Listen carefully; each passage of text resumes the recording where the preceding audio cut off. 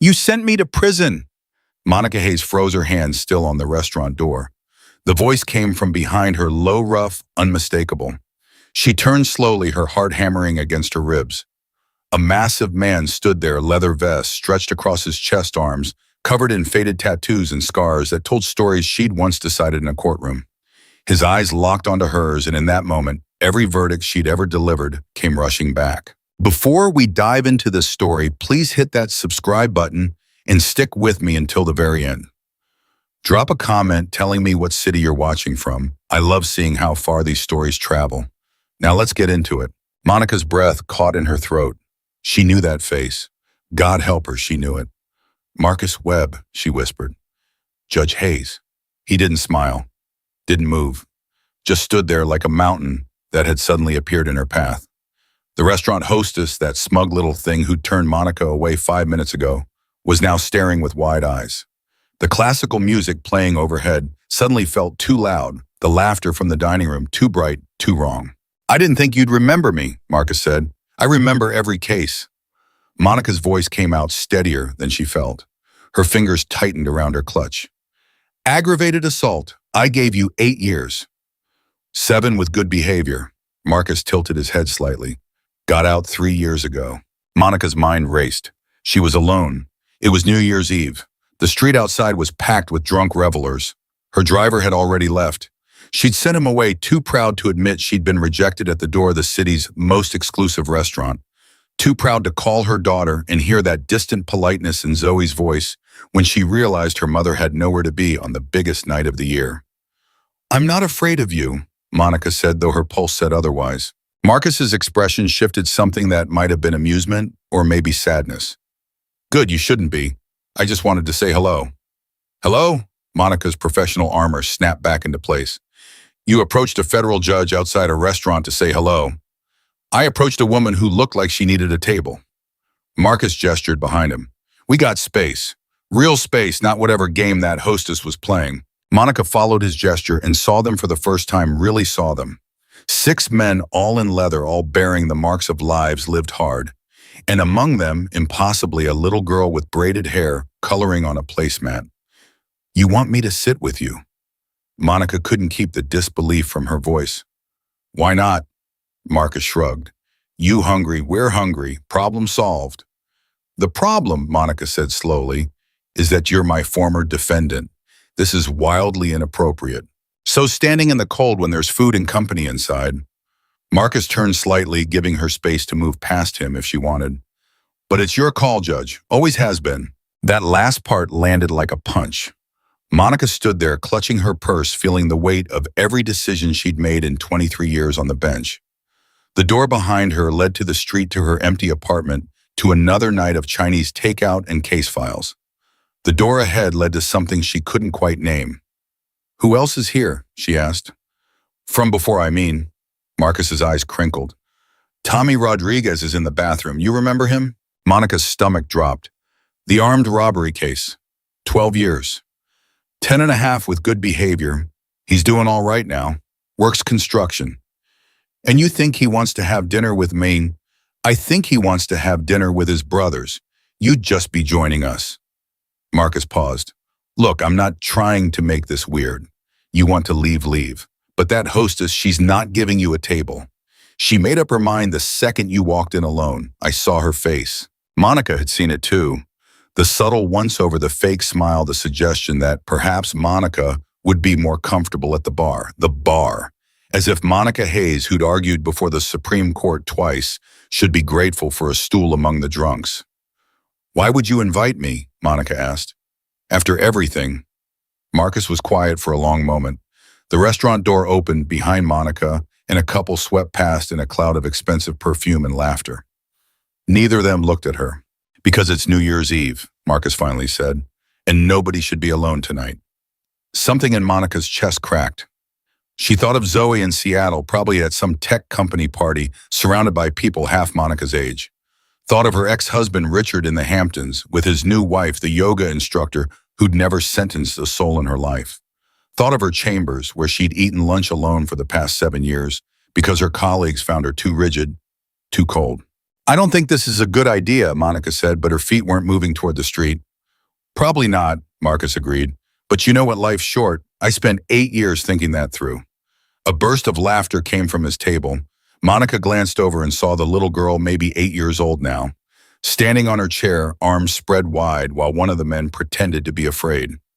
The child's joy was so pure it hurt to look at. Who's the girl? Monica asked. Lily, she's mine. Marcus's voice softened. Got custody 2 years ago when her mom passed. Monica looked at him sharply. You have a daughter. Turns out prison gives you a lot of time to think about what matters. Marcus met her eyes. She's the reason I'm still breathing, Judge. The reason I got out and stayed out. Monica's hand loosened on her clutch. She thought of the files she'd reviewed before sentencing Marcus Webb 13 years ago. Father unknown, mother, deceased, no siblings. She'd used that information to argue for a longer sentence. No family meant no support system, which meant higher recidivism risk. She'd been so sure, so certain of the logic. How old was she when you went in? Monica asked. -6 months. Her mother didn't tell me she was pregnant. Marcus's jaw tightened. Found out when my lawyer tracked me down in Rikers. Bethany was dying, ovarian cancer. Wanted me to know I had a daughter before she passed. Monica felt something twist in her stomach. I didn't know. Wouldn't have changed your sentence anyway, right? There was no accusation in his voice, just statement of fact. Monica wanted to argue, but the words wouldn't come. She'd built her career on consistency, on not letting emotion cloud judgment. A man's circumstances didn't excuse his crimes. That's what she'd always believed. Come on, Marcus said gently. Food's getting cold. Monica found herself walking, just like that. 23 years of judicial propriety, and she was walking toward a table full of her former defendants, because a man she'd sent to prison had shown her more courtesy than everyone else she'd encountered that night. The other men looked up as they approached. Monica recognized 2 more faces immediately. Jake Sullivan, the burglary case. Pete Morrison, the drug charge. Both had aged, but their eyes still held that same wary alertness she remembered from the courtroom. Guys, Marcus said, this is Judge Hayes. The table went silent. Even the little girl stopped coloring. I know her, Tommy Rodriguez said, emerging from the bathroom. He'd grown a beard since Monica had last seen him, and his eyes carried a weight that hadn't been there at 22. She's the one who gave me 12 years for stealing a car. It wasn't just the car, Monica said automatically. You had a weapon. I had a tire iron in my trunk because I'd been changing flats for cash. Tommy's voice was flat. But yeah, 12 years. Monica's hand went back to her clutch. This was a mistake. A massive mistake. Tommy walked Marcus said quietly. It's cool. Tommy pulled out a chair and sat down. Ancient history, right? But it wasn't. Monica could see that in every line of his face and the way his hands clenched on the table. She'd taken 12 years of his life. There was nothing ancient about that. Maybe I should go, Monica said. Sit down, Judge. This came from the one man she didn't recognize, older, maybe 60, with gray in his beard and eyes that had seen things Monica couldn't imagine. I'm Ray. I was never in your court. I did my 15 in California before I came east. 15 years, Monica repeated. Manslaughter, bar fight that went too far. Ray's voice was matter of fact. Guy hit my brother with a bottle. I hit him back harder than I meant to. Monica stood there frozen between flight and something she couldn't name. The little girl Lily looked up at her with frank curiosity. Are you a real judge? Lily asked. Yes, Monica said. Like on TV. Something like that. Cool. Lily went back to her coloring. You can sit next to me. I'm drawing a dragon. And somehow, that decided it. Monica sat, she placed her clutch carefully on the table, smoothed her skirt, and tried not to think about what this looked like. A federal judge having dinner with convicted felons. The ethics implications alone could end her career. You like dragons? Lily asked without looking up. Yes, I suppose I do. Me too. My daddy says dragons are misunderstood. Everyone thinks they're scary, but maybe they're just lonely. Marcus coughed. That's enough philosophy, Lilypad. But Monica was staring at the child, at her earnest face and the careful way she colored inside the lines. How old are you, sweetheart? 8 3/4. How old are you, Lily? Marcus warned. It's all right. Monica found herself almost smiling. I'm 62. Wow, that's really old. Now, several of the men did laugh, and some of the tension broke. A waitress appeared, not the hostile hostess, but a tired-looking woman in her 40s who took their orders without judgment. Monica ordered without really seeing the menu, her mind still spinning. When the waitress left, Pete Morrison leaned forward. So this is weird, right? We're all feeling this is weird. Extremely weird, Monica agreed. Good. Pete sat back. Just wanted to establish that. Why did you really invite me? Monica asked Marcus. The truth this time. Marcus looked at his daughter, who was now explaining the intricacies of dragon anatomy to anyone who would listen. Then he looked back at Monica. Because you looked like I felt every night for the first year inside. Like you didn't belong anywhere. Like you'd made all the right choices and still ended up alone. He paused. And because Carlos Rivera wanted me to tell you something. Monica's blood went cold. Carlos Rivera. You remember him. How could she forget armed robbery, assault, resisting arrest? She'd given him 20 years. He'd spat at her feet as the bailiffs dragged him away, shouting that she'd die alone, that her power meant nothing, that she was just another privileged bitch who'd never understand real life. He wants to apologize, Marcus said. Monica almost laughed. He wants to apologize. He does. Been clean for 6 years now. Got his GED, working on a degree. He's got a daughter too, hasn't seen her since she was 3. Wants to be ready for when she's old enough to look him up. Marcus's voice was steady. He asked me to thank you. Thank me. Monica couldn't keep the bitterness from her voice. For 20 years. For not giving him life.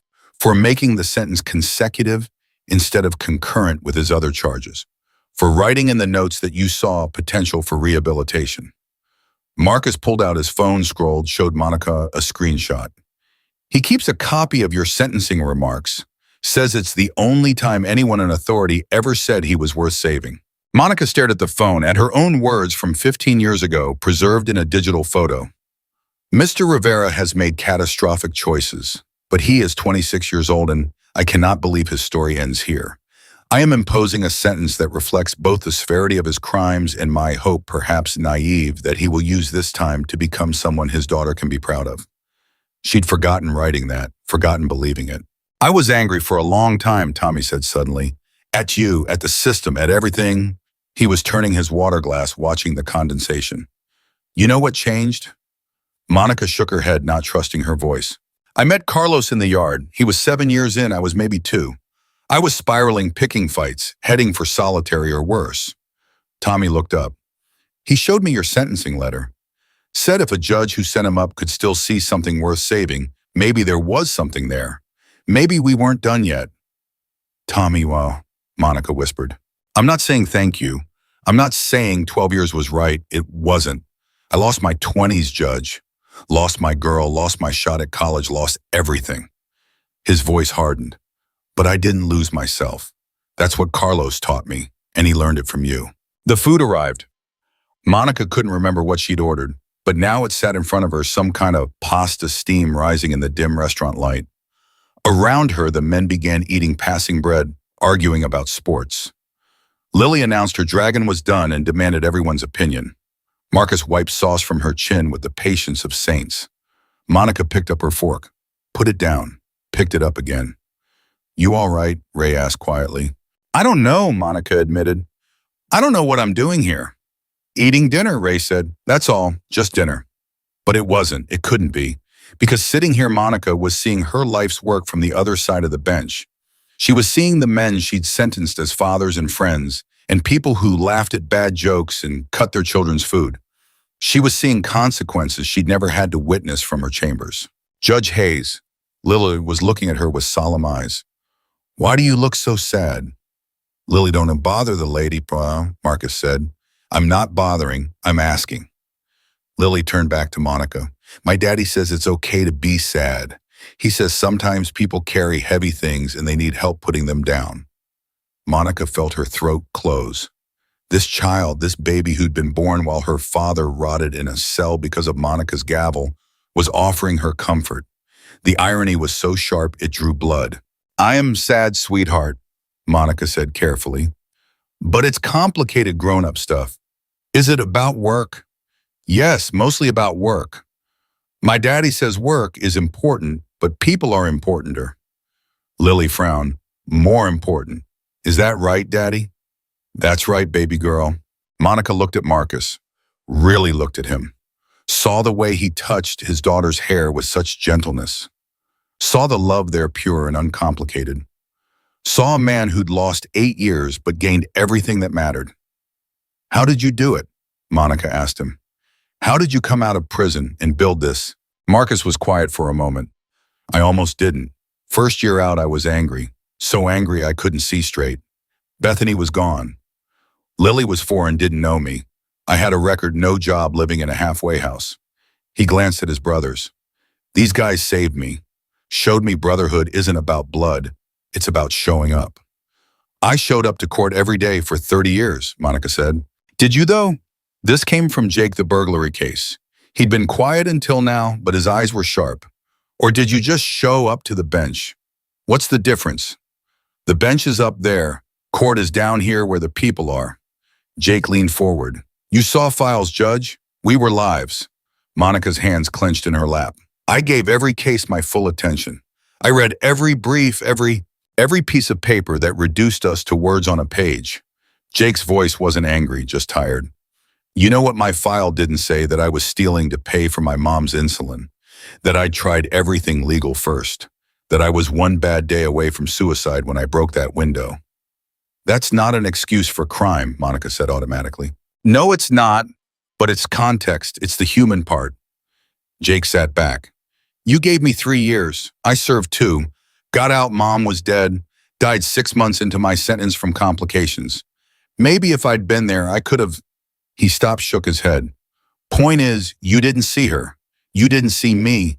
You saw a case number and a crime. Monica felt like she was drowning. If I considered every defendant's personal story, I'd never be able to do my job. Maybe that's the problem, Pete said softly. Maybe the job shouldn't be doable if you forget the personal stories. The table fell silent. Even Lily had stopped coloring, sensing the weight of the conversation.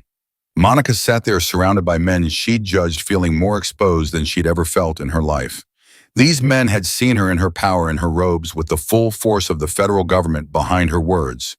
Now they saw her as she was just a woman alone on New Year's Eve, eating pasta with strangers who weren't strangers at all.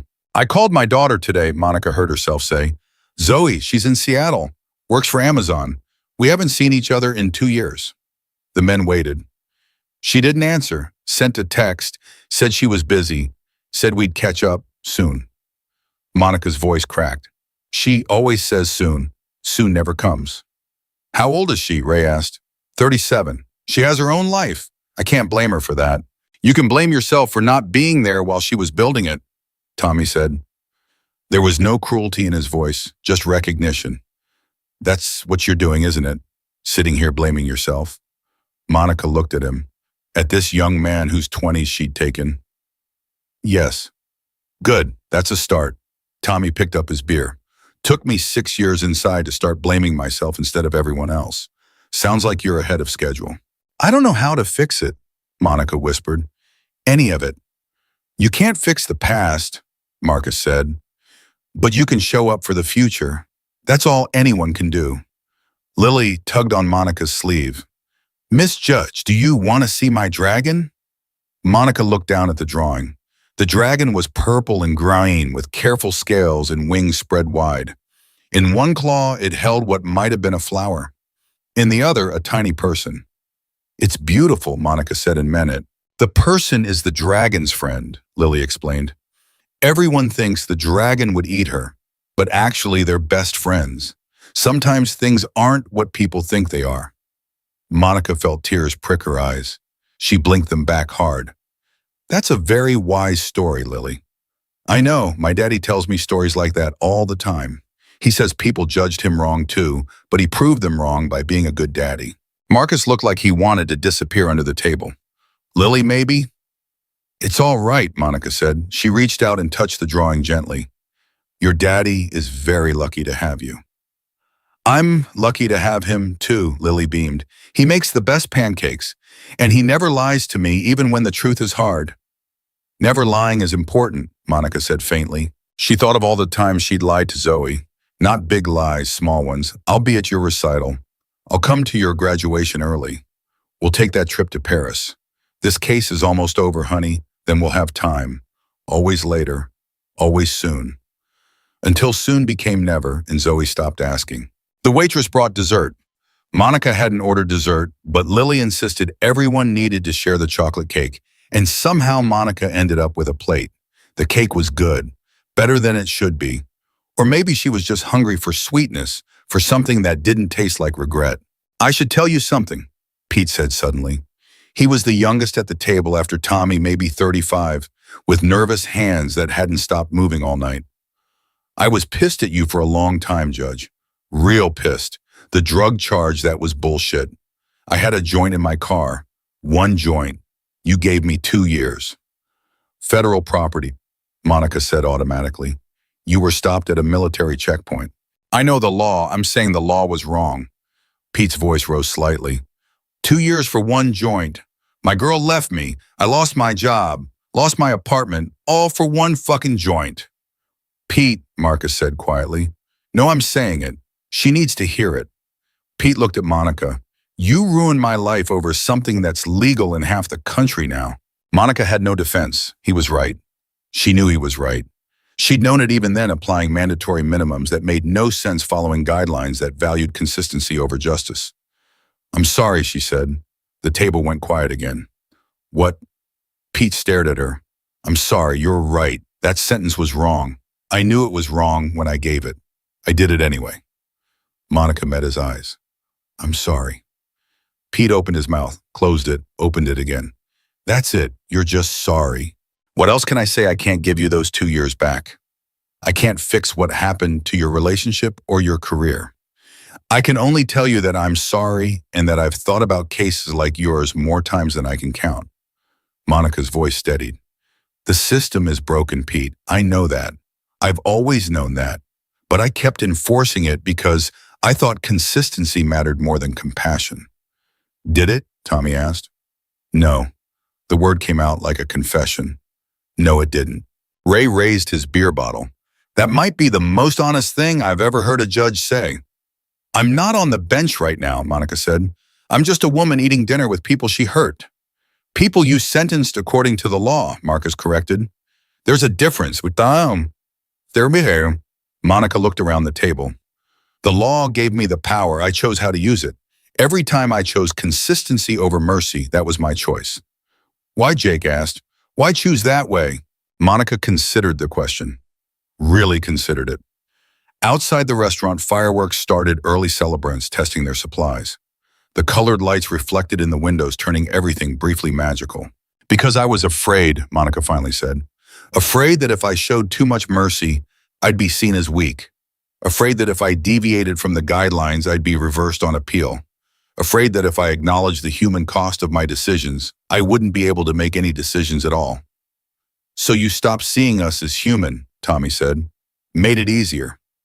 Yes, the admission hurt. Yes, that's exactly what I did.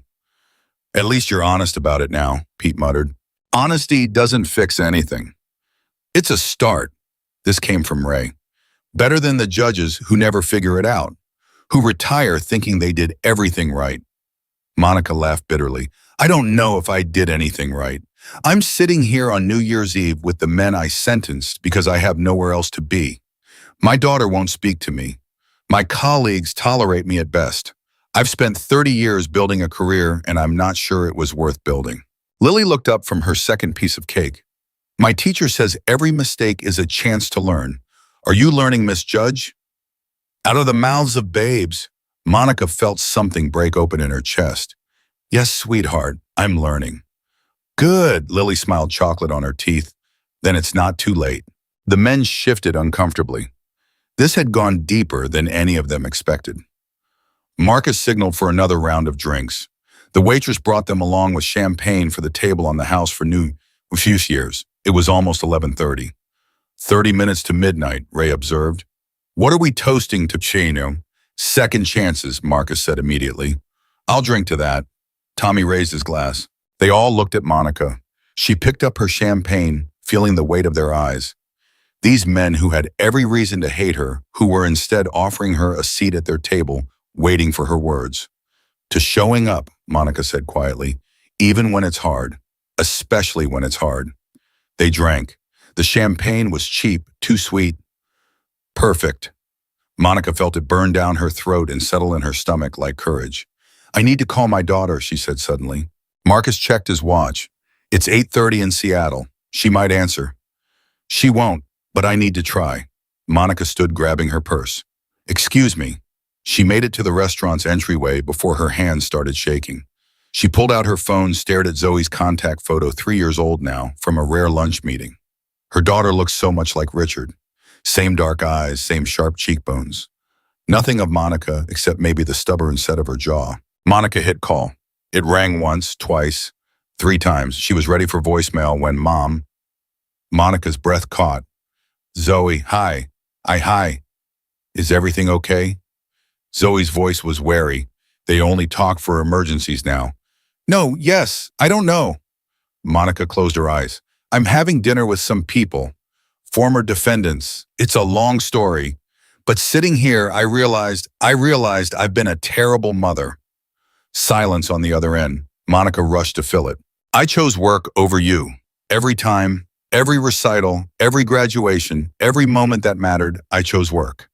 And I'm sorry. I'm so sorry, Zoe. More silence. Then, Mom, are you drunk? No, stone sober, just finally seeing clearly. Monica's voice cracked. I know I can't fix the past, but I want to try for the future. If you'll let me. She could hear Zoe breathing, hear voices in the background, a party laughter. Zoe's real life, the one that didn't include Monica. I don't know what to say, Zoe finally said. You don't have to say anything. I just needed you to know. Monica gripped the phone harder. I love you. I've always loved you. I just didn't know how to show it without giving up the career I'd sacrificed everything for. You sacrificed me for it, Zoe said, and her voice was small, younger than her 37 years. I know I did, and I'll spend the rest of my life regretting that. Monica felt tears running down her face now, not caring who saw. You deserved better. You deserved a mother who showed up. Yeah, Zoe whispered, I did. I want to come visit, in January, if you'll have me. No work stuff, no emergencies. Just me being your mom. The pause stretched so long Monica thought the call had dropped. Okay, Zoe finally said. Okay, come visit. Zoe's voice was tentative, like she was testing out the words. We can, I don't know, get coffee or something. I would love that. Monica was openly crying now. I would love that so much. I have to go. My friends are waiting. Of course, yes. Thank you for answering. Mom, Zoe's voice softened. Happy New Year. Happy New Year, baby girl. The line went dead. Monica stood there, phone pressed to her chest, sobbing in a restaurant entryway while people filed past. She didn't care. For the first time in decades, she didn't care about appearances or propriety or what anyone thought. She just talked to her daughter. Really talked. And Zoe had said, okay. Strong hands on her shoulders. Monica looked up through tears to find Marcus standing there. You all right? He asked gently. She said yes. She said I could visit. Monica laughed, wiping her face. I probably look insane right now. You look like someone who just got a second chance. Marcus smiled. Come on, you're missing midnight. They walked back to the table together. The men had pushed chairs back, making room for the coming celebration. Lily was standing on her chair again, counting down with the restaurant crowd. Monica slid into her seat and without thinking reached for Lily's hand. The little girl took it without question, squeezing tight. 10. Monica looked around the table. At Tommy still watching her with wary eyes but no longer hostile. At Pete nervously tapping his fingers. At Jake, at Ray, at Marcus and his precious daughter. 9. These were good men. Men who'd made mistakes, paid for them, and come out the other side still fighting, still showing up. 8. She'd sent them away. Used the law like a hammer, told herself it was justice. 7. But justice without mercy wasn't justice at all. It was just cruelty with a gavel. Sicko. Monica squeezed Lily's hand and felt the child squeeze back, anchoring her to this moment, this truth. 5. She couldn't fix the past. Couldn't give back the years. 4. but she could show up now, could be present, could try to. 3. Monica Hayes had spent 30 years running from her own humanity, running from feeling too much caring, too much hurting, too much. 2. She was done running. 1. Happy New Year. The restaurant erupted. Strangers kissed strangers. Champagne sprayed. Music swelled. And at a corner table, a little girl hugged a federal judge, while her father, a man who'd lost 8 years in prison, looked on with something that might have been forgiveness in his eyes. Monica held Lily close and let herself cry for Zoe, for the men at this table, for every defendant she'd sentenced without really seeing. The child patted her hair like Monica had seen Marcus do earlier, gentle and sure. "It's okay to be sad," Lily whispered, "but it's also okay to be happy.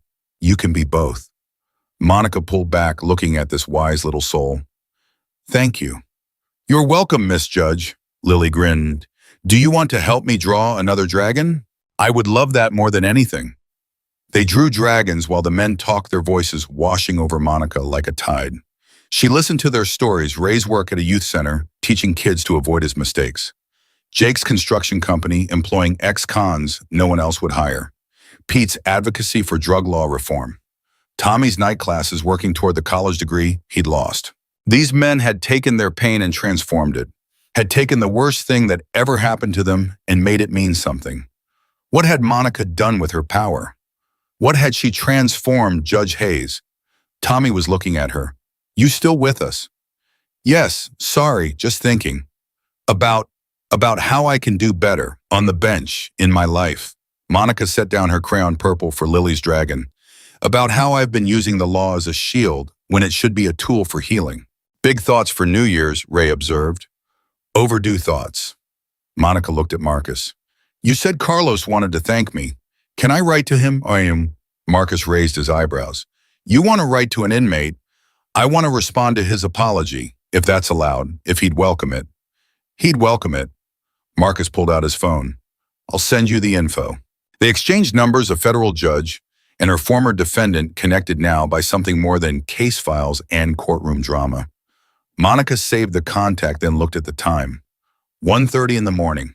She'd been here for hours. "I should go," she said reluctantly.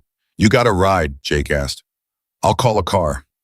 "We can drop you," Marcus offered. "We're heading north anyway." Monica almost declined propriety appearances, ethics violations. Then she stopped herself. Enough. Enough hiding behind rules that kept her safe but isolated. Enough pretending she was above human connection. "That would be lovely, thank you." They bundled up coats and scarves, Lily drooping with exhaustion. Marcus scooped his daughter into his arms like she weighed nothing, and something in Monica's chest ached watching them. Richard had never carried Zoe like that. Too undignified, he'd said. Too indulgent. The men said their goodbyes outside hugs and handshakes, plans for next week's ride. Monica watched their brotherhood, their ease with each other, and felt the hole in her own life gaping wider. "Judge," Tommy approached, her hands in pockets. "Can I say something?" "Of course. I'm still angry about the 12 years, about everything I lost." He met her eyes. "But I'm working on it. And tonight helped. Just being able to say it to your face." "I'm glad I was here to listen," Monica said. "For what it's worth, I'm working on it too. On being better." "None of us got it figured out," Tommy said. "That's what Carlos taught me. We're all just stumbling forward, trying not to fall." "That should be encouraging," Monica said, "but it's actually terrifying." Tommy laughed, real laughter, the first she'd heard from him all night. "Yeah, it is. Happy New Year, Judge." "Happy New Year, Tommy." Marcus loaded Lily into a car seat in his truck, a beat-up Ford that had seen better days. Monica climbed into the passenger seat, feeling surreal.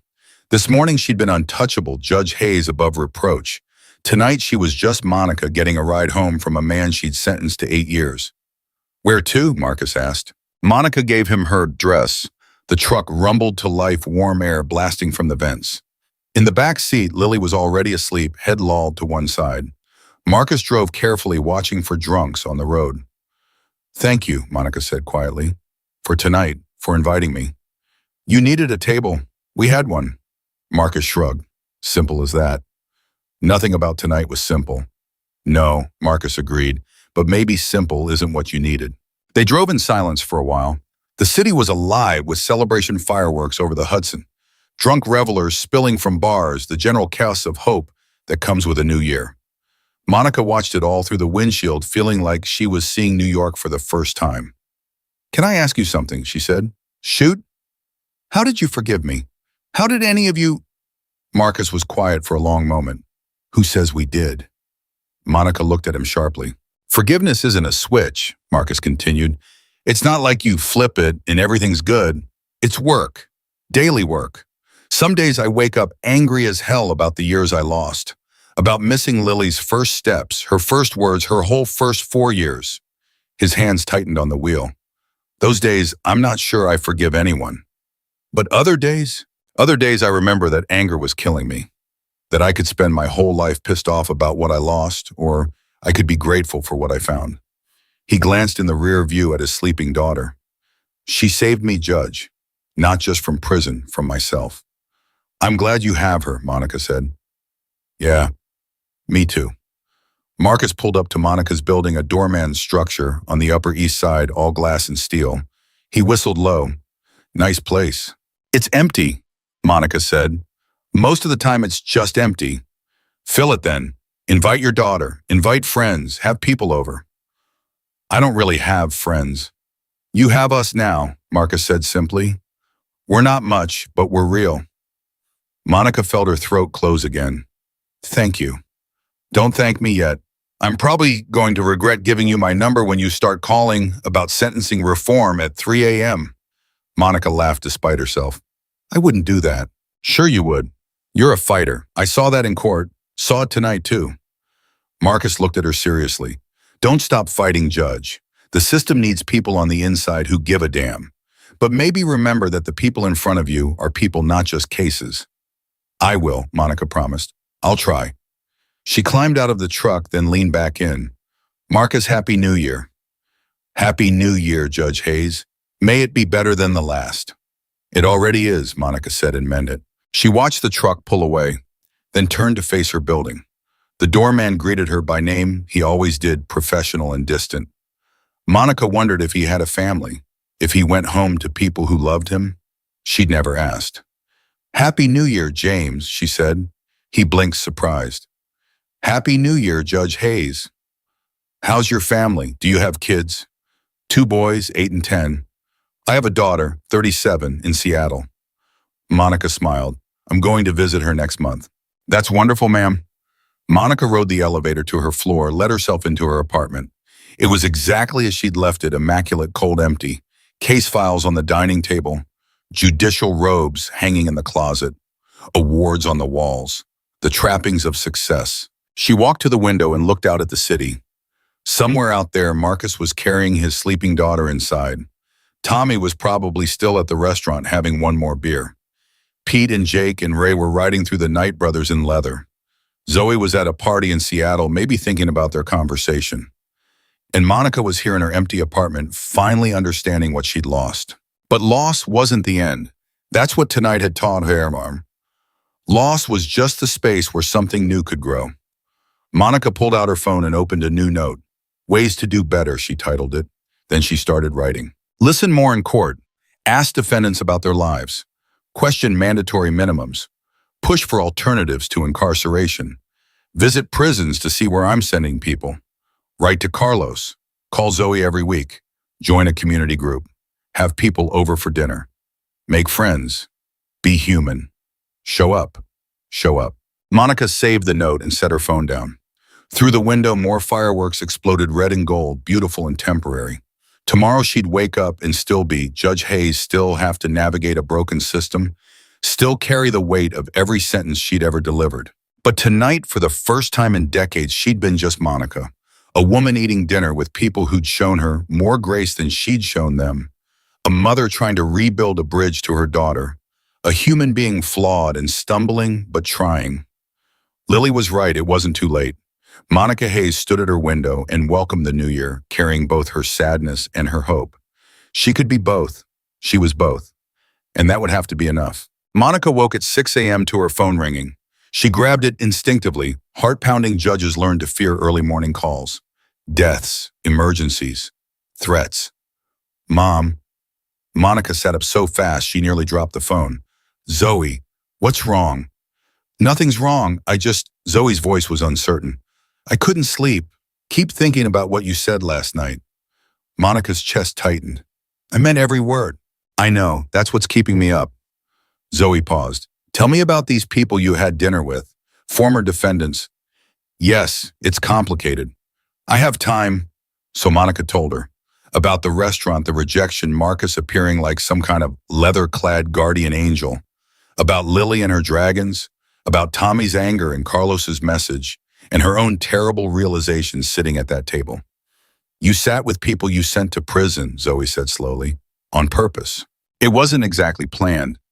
But you stayed, Glenn. Yes. Why? Monica looked at the ceiling of her bedroom. Because they saw me, Zoe, really saw me. Not Judge Hayes with all her power and distance.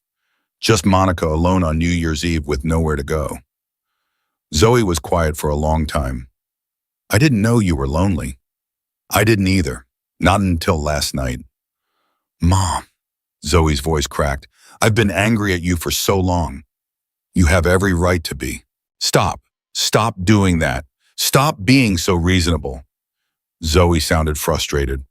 I want you to fight back. Defend yourself. Tell me I'm wrong. Monica gripped the phone harder. But you're not wrong. I chose work over you. I did. I can't defend that. You're doing it again. Doing what? Being the judge. Even now, you're just accepting the verdict without arguing your case. Zoe's breathing was ragged. I need you to tell me why. Really why, not some clean explanation. The messy truth. Monica's hand trembled. The messy truth. When had she last told anyone the messy truth? I was terrified of you, Monica whispered. Silence. What? Zoe finally said. You were so small, so perfect, so vulnerable. When they put you in my arms at the hospital, I looked at you and thought, I'm going to fail this child. I'm going to screw this up so badly. Monica felt tears coming. Your father was good at the baby stuff. Natural. He'd sing to you, rock you, know exactly what you needed. I felt like an imposter. So I did what I was good at. I worked. You were afraid of me, Zoe repeated. Of failing you. Of proving that beneath the robes and the reputation, I was just a woman who didn't know how to love right. So you didn't try. So I didn't try, Monica echoed. I told myself you were better off with your father, that you didn't need me hovering, smothering, that I was giving you independence, teaching you strength. You were protecting yourself, Zoe said. Yes. From me. From failing you. From watching you realize your mother was a coward. Zoe laughed a broken, bitter sound. You sent men to prison, Mom. You stood up to senators and criminals and corporations. But you couldn't show up to my 10th birthday party. I know. Do you really know what that felt like, sitting there with all my friends, watching the door, sure you'd come, and then Dad had to explain again that you had a case, that it was important, that you loved me, but duty called. Monica was crying now, silent tears running down her face. I'm sorry. I learned not to expect you. That's what you taught me. Don't expect Mom. Don't count on Mom. Mom has better things to do. You were never second to anything. Monica choked out. You were everything. You terrified me because you were everything. Then why did you leave? Zoe was crying too now. Why did you always leave? Because I didn't know how to stay. Because staying meant being vulnerable, being wrong, being human. And I'd spent my whole life proving I was above all that. The line crackled with their shared breathing, shared tears.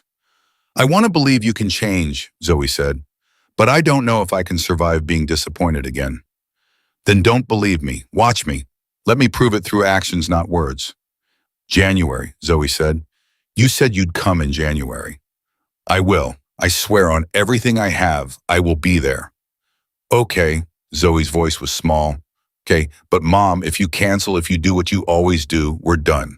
I can't do this anymore. I understand. I mean it.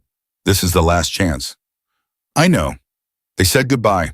Monica sat in her bed, phone pressed to her chest, feeling like she'd just run a marathon. Outside her window, the city was waking up. First day of the new year. First day of trying to be better. Her phone buzzed. A text from Marcus. Lily wants to know if you'll come to her birthday party next week. No pressure, just a kid asking. Monica stared at the message. A week ago, she would have declined. Inappropriate, boundary crossing, ethics violations waiting to happen. She typed back, I'd love to. Thank you for inviting me. Three dots appeared, disappeared, appeared again. You sure it's at Chuck E. Cheese? Fair warning, it's chaos. Monica smiled despite her tears. I've handled mob trials. I think I can manage Chuck E. Cheese. Don't say I didn't warn you. Monica set her phone down and forced herself out of bed. She had work to do. Real work. Not case files, though those waited on her dining table like patient accusers.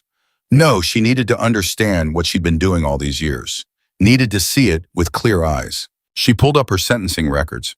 23 years on the bench. Thousands of cases. She started sorting violent crimes in one column, drug offenses in another, property crimes in a third. Then she cross-referenced with recidivism rates, looking for patterns. The numbers made her sick. Her drug offense sentences, harsh by the book, showed a 70% recidivism rate. But Judge Martinez in the Southern District, known for alternative sentencing and rehabilitation programs, had a 40% rate. Same crimes, different outcomes.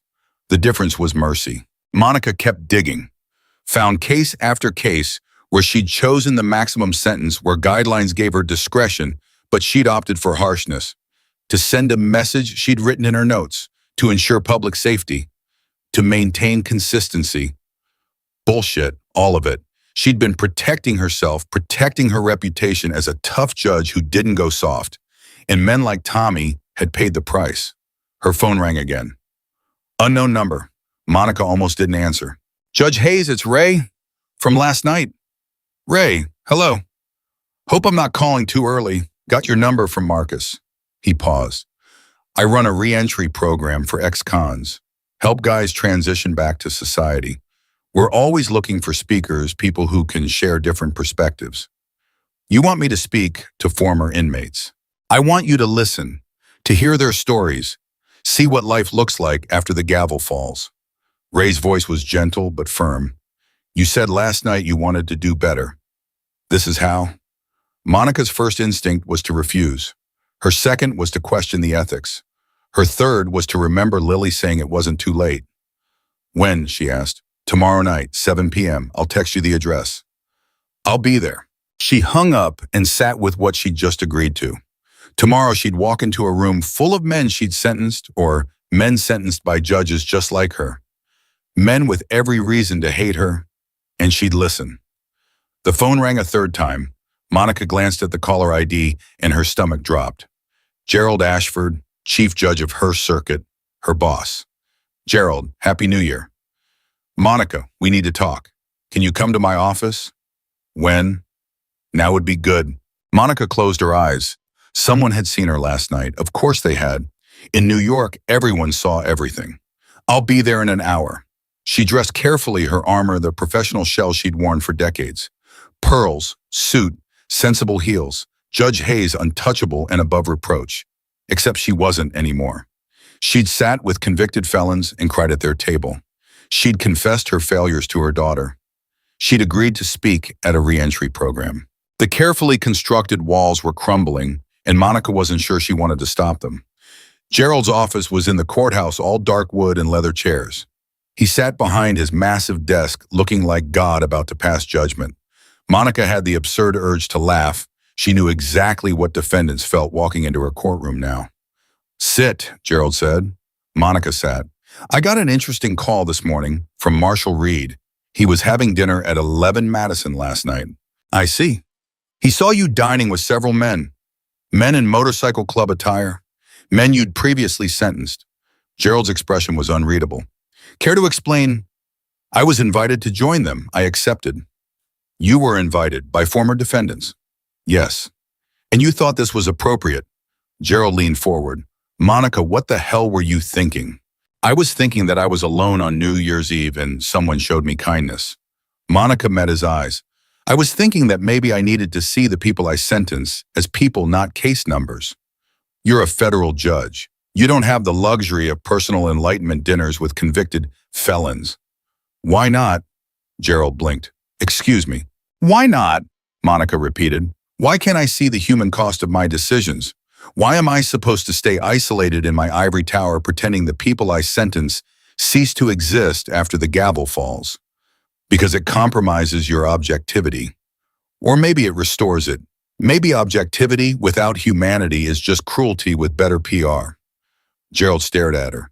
Who are you and what did you do with Monica Hayes? I'm still here, just trying to be better. Better. Gerald's voice rose. You're jeopardizing your career, your reputation. For what? What exactly am I risking the respect of colleagues who barely speak to me? The reputation as the ice queen who never shows mercy. Monica felt something fierce rising in her chest. I've spent 23 years building a career I'm not sure I'm proud of, Gerald. Maybe it's time to risk it for something that actually matters. You're having a crisis. I'm having a reckoning. Same thing. Gerald rubbed his temples. Look, I understand. The job is hard. It's lonely. We all question our decisions sometimes. But you don't do this. You don't blur lines with defendants. They're not defendants anymore. They're citizens. They serve their time.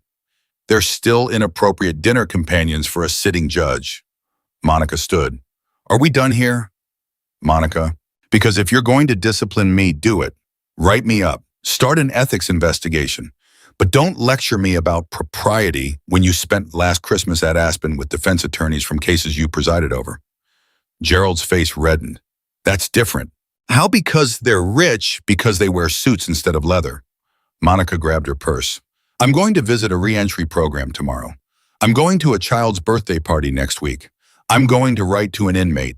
And if any of that violates the ethics code, then maybe the ethics code needs to change.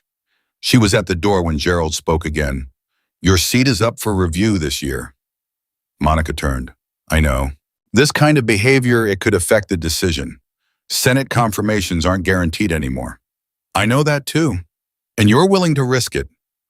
Monica thought of Lily asking why she looked so sad, of Zoe's cracked voice saying this was the last chance, of Tommy's anger and Carlos's message, and her own reflection in the restaurant window alone powerful and utterly empty. Yes, she said, I'm willing to risk it. She left before Gerald could respond. Walked through the courthouse halls past portraits of judges who'd served before her. All men mostly white, all looking stern and untouchable. Monica wondered how many of them had died alone surrounded by case files and regrets. Her clerk Jennifer was waiting in Monica's chambers with coffee and concern. Judge Hayes, I heard you were called to Chief Judge Ashford's office. Nothing to worry about, Jennifer. People are talking about last night. Monica set down her purse and looked at Jennifer, 28, brilliant, hungry for the career Monica had built. What are they saying? That you were seen with Hell's Angels? That you're having some kind of breakdown? Jennifer hesitated. Is it true? Which part? Any of it. Monica poured herself coffee, added cream she didn't usually take. I had dinner with former defendants. Good men who made mistakes and paid for them. And yes, I suppose I am having a breakdown. Or maybe a breakthrough. I'm not sure there's a difference. Jennifer stared at her. You're serious. Completely. But judge your reputation. My reputation is that I'm brilliant and cold and impossible to work with. That I sacrifice everything for the bro and have no life outside these walls. Monica sipped her coffee.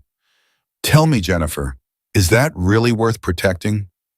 Jennifer opened her mouth, closed it, tried again. I always thought you had it all figured out. So did I. Turns out I was wrong. Monica smiled sadly. Learn from my mistakes. Don't wait 23 years to realize you've been living half a life. What are you going to do? My job, but better, more humanely. Monica pulled up her calendar. Cancel my lunch with Senator Bradley. I'm eating at the courthouse cafeteria. I want to talk to the support staff, the janitors, the people who actually make this place run. You never eat at the cafeteria. I know, that changes today. Jennifer left looking confused and maybe a little scared. Monica didn't blame her. She'd been that young attorney once certain the path to success meant sacrifice, isolation, proving you were tougher than everyone else. She spent the morning reviewing pending cases, but everything looked different now. A drug possession case, first-time offender, single mother caught with pills she'd bought for her dying father who couldn't afford his prescriptions. Monica had been ready to give her the mandatory 5 years. Now she saw the woman's children saw them in foster care, while their mother rotted in prison for trying to ease her father's pain. Monica called for sentencing alternatives, asked her clerk to research drug courts, rehabilitation programs, community service options. Jennifer brought back the information looking stunned. "I've worked for you for 2 years, Jennifer said. You've never asked for alternatives before. I'm asking now." Another case: burglary. Kid barely 19 stole a laptop from a dorm room. Rich kid football scholarship. Bright future. The prosecutor was asking for probation. Monica had been inclined to agree. Why ruin a promising life over one mistake? But now she thought of Jake stealing to pay for his mother's insulin. She'd given him 3 years. Would she have given this kid the same? Or would she have seen his privilege, his potential, and shown mercy she denied to Jake? Monica picked up her phone and called the prosecutor. "The burglary case, State versus Williams. Why are you recommending probation?" "Kid's got no record, Judge. First offense. He's cooperative, remorseful. And if he were black poor, if he'd stolen from a mansion instead of a dorm room..." Silence on the other end. "I'm genuinely asking," Monica said. "Would your recommendation be the same?" I don't know, Judge." "Find out. Look at similar cases from the past 5 years. Tell me what the pattern is. Race class, who got probation and who got time." "That's a lot of work." "Yes, it is. Have it on my desk by Monday." She hung up and stared at her hands. These hands had signed hundreds of sentencing orders. Had they been fair, consistent, or had they been unconsciously biased, showing mercy to people who looked like her, lived like her, while coming down hard on people whose lives she'd never bothered to understand? The cafeteria at lunch was crowded and loud. Monica got in line with her tray like everyone else, ignoring the stares. She paid for mystery meat and watery vegetables, then looked for a place to sit. "Judge Hayes," a young woman waved from a corner table. "You can sit here if you want." Monica recognized her, Maria, one of the court reporters. She'd worked in Monica's courtroom for 6 years. Monica had never learned her last name. "Thank you."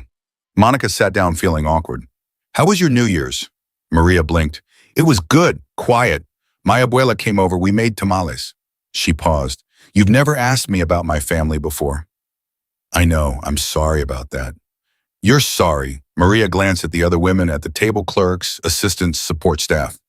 "Did something happen?" "I realized I've been a terrible colleague," Monica said honestly. "I'd like to do better if you'll let me." The women exchanged looks. One of them, Monica thought her name was Linda, leaned forward. "You want to do better? Start by not treating us like furniture. We're here every day doing the work that keeps this place running, and you look through us like we're ghosts." Monica absorbed the hit.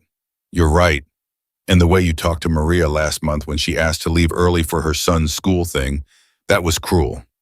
Monica tried to remember. Couldn't. "What did I say?" "You said if she couldn't prioritize the job, maybe she should find another one." Monica's stomach turned. "I said that..." "You did." Maria's voice was quiet. "My son had his first band concert. I missed it because I was scared of losing my job." "Maria, I'm so sorry." "Why should we believe you?" Linda asked.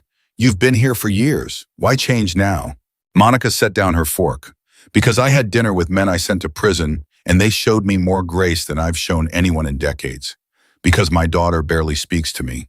Because I'm 62 years old and utterly alone, and I'm finally realizing it's my own fault." The table went silent. "That's honest," Maria finally said. "I'm trying to be, for the first time in a long time." They talked, really talked, about their kids, their struggles, the impossibility of balancing work and life, about how judges got flexible schedules but support staff had to punch clocks, about wages that hadn't kept pace with New York rent, about feeling invisible. Monica listened, really listened, and with every story she felt her worldview shifting. These women weren't just cogs in the judicial machine. They were mothers, daughters, human beings trying to survive in a system that chewed them up. "What can I do," Monica asked, "to make this better?" "Actually listen when we ask for time off," Linda said immediately. "Done. What else?" "Fight for better pay," Maria added. "I'll talk to the chief judge." "You do that?" Maria looked skeptical. "I just told him I was willing to risk my seat for what's right. Advocating for you seems like a good place to start." Monica returned to her chambers that afternoon, feeling raw but purposeful. She drafted a memo to Gerald outlining the pay discrepancy between support staff and attorneys, the lack of flexibility, the need for better childcare options. She cited studies made the case for retention and morale. Then she sent it before she could second-guess herself. Gerald called within the hour. "What the hell is this? A proposal for treating our support staff like human beings. Monica, we don't have budget for raises." "Then find it. Cut judicial travel expenses. Reduce the conference budget, or I'll write an op-ed about how we expect low-wage workers to uphold justice while we dine at taxpayer expense." "You wouldn't? Try me." She hung up before he could respond. Her hands were shaking. She just threatened the chief judge, threatened to go public with internal issues. She was burning every bridge she'd spent decades building, and she felt more alive than she had in years. That evening, Monica went through her files again, found case after case where she'd been technically correct but morally wrong. A man sentenced to 10 years for possession with intent to distribute his distribution was sharing his prescription painkillers with his dying wife. A woman given 3 years for welfare fraud, she'd lied about her income to keep her disabled daughter's benefits. Technical crimes, human desperation, and Monica had thrown the book at them because the law said she could. She started writing letters, not official correspondence, personal letters, to Carlos Rivera first. "Dear Carlos, Marcus Webb tells me you wanted to send a message. I want you to know I received it. More than that, I heard it. You were right to be angry at me that day in court. I didn't see you. I saw your crimes and made you pay for them. I didn't ask about your daughter, your circumstances, your humanity. I'm sorry. That apology can't give you back the years you've lost, but I hope it's a start. I'm trying to be better, to see the people in front of me, not just the case files. Thank you for reminding me that potential for change exists in all of us, including judges. With respect and regret, Monica Hayes." She wrote to the single mother she was about to sentence. "Before I make my decision, I want to hear from you, not through your attorney, from you. Tell me about your father, about your children, about what you need to heal and rebuild. Tell me the story that isn't in the case file." She wrote to Jake Sullivan, tracked down his contact through Marcus. "I took 3 years of your life when your mother was dying. I'm sorry. I wish I had asked more questions. I wish I had shown mercy. I can't fix the past, but I want you to know I'm working to fix the future." By midnight, Monica had written 14 letters. Her hand cramped, her eyes burned. But she kept writing, kept trying to reach across the divide she'd created between bench and humanity. Her phone buzzed, Zoe sending a photo. "This is me at 23, right after I graduated. You didn't come." Monica stared at the picture. Zoe in cap and gown, smiling, too bright, eyes too sad. She texted back, "I remember. I was presiding over a corruption trial. I told myself it was important. I was wrong. You were important. You'll always be more important." 3 dots appeared. "I looked for you in the crowd, kept thinking maybe you'd surprise me. I'm so sorry, baby." "I know. That's what makes it hard. I believe you're sorry, but sorry doesn't give me back those moments." "No, it doesn't. January 15th, that's when you're coming." "Yes, I'll book the flight tonight." "Okay, I'm scared to hope, Mom, but I'm trying. That's all I can ask." Monica booked the flight, then sat with her phone looking at Zoe's graduation photo. All the moments she'd missed flashed through her mind. First steps, first words, first heartbreak, all sacrificed for cases she couldn't even remember now. But she remembered the verdicts, remembered every sentence she'd delivered. Funny how that worked. She knew the names of men she'd sent away, but couldn't recall what case had kept her from her daughter's graduation. Her priorities had been backwards all along. Monica fell asleep at her desk, head on her arms, surrounded by letters she'd never thought she'd write. And when she woke at 3 a.m. with a cramp in her neck, her first thought wasn't about cases or calendars. It was about Lily's birthday party, about Chuck E. Cheese chaos, about showing up for a child who'd shown her more wisdom than any courtroom ever had. Monica smiled in the darkness of her chambers. Tomorrow she'd face a room full of former inmates. Next week she'd navigate ball pits and arcade games. In 2 weeks she'd fly across the country to have coffee with the daughter she'd failed. She was terrified, but terror felt better than the emptiness she'd been carrying. Terror meant she was alive, trying, risking. Terror meant she was finally showing up. And showing up, Monica was beginning to understand, was the only thing that really mattered. The reentry program met in a church basement that smelled like coffee and old books. Monica stood outside the door at 6:55, straightening her coat for the third time. Through the small window, she could see men settling into folding chairs, laughing, talking, living their lives after prison, lives she'd interrupted with her gavel. "You coming in, or you planning to stand out here all night?" Monica turned. Ray stood behind her, 2 boxes of donuts balanced in his arms. "I don't know what I'm doing here," Monica admitted. "You're listening. That's all." Ray shifted the boxes. "You gonna get the door or make an old man struggle?" Monica opened the door, heads turned, conversations stopped. She recognized faces, not all of them, but enough. A man from a weapons charge 5 years ago. Another from a fraud case. How many of these men had stood before her bench? "Everyone, this is Judge Monica Hayes," Ray announced. "She's here to listen to your stories." And before anyone gets angry, yes, that Judge Hayes. Some of you were in her courtroom. She knows that. She came anyway. A man in the back stood up. Older, maybe 50, with prison tattoos fading on his forearms. "You gave me 7 years for a bar fight. Remember me, David Chen?" Monica's throat went dry. "I remember. You told me I was a danger to society, that I needed to be removed from decent people." David's voice was steady but hard. "You know what 7 years does to a man, Judge?" "No," Monica said quietly. "I don't. It breaks him. Rebuilds him wrong, makes him forget how to be around people who aren't looking for reasons to hurt him." David took a step forward. "I got out 3 years ago. Still can't sleep without checking the locks 5 times. Still flinch when someone raises their voice. You did that." Monica forced herself to hold his gaze. "You're right. I did." "That's it. That's all you got to say. What do you want me to say, Chen? That I was wrong? I was. That I'm sorry? I am. That I can fix it?" Monica's voice cracked. I can't. I can't give you back 7 years. I can't undo the damage. I can only stand here and admit that I failed you." David stared at her. "Why are you here?" "Because I had dinner with Marcus Webb and Tommy Rodriguez on New Year's Eve, and they made me see what I've been doing, who I've been hurting." Monica looked around the room. "Because I'm 62 years old and I've been a judge for 23 years, and I'm starting to think I've been doing it all wrong." "Starting to think," someone called out. "Knowing," Monica corrected. "Knowing I've been doing it wrong." Ray gestured to an empty chair. "Sit down, Judge. Let's start this right." Monica sat. The metal chair was cold and uncomfortable. Good. She deserved uncomfortable. "We go around, everyone shares their story," Ray explained. "You just listen. Don't interrupt. Don't defend yourself. Just hear them." The first man was named Jerome. 28 now, served 6 years for armed robbery.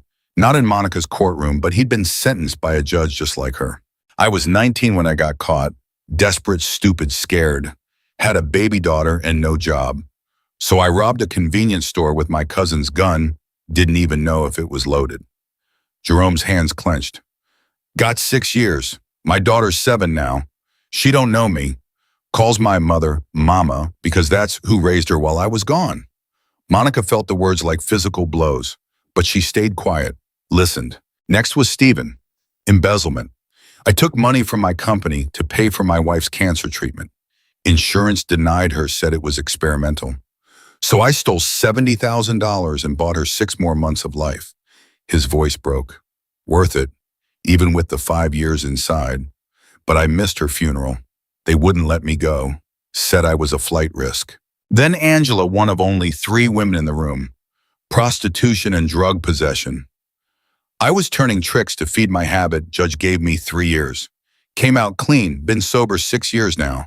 But my kids were in foster care by then. System split them up. I'm still fighting to get them back."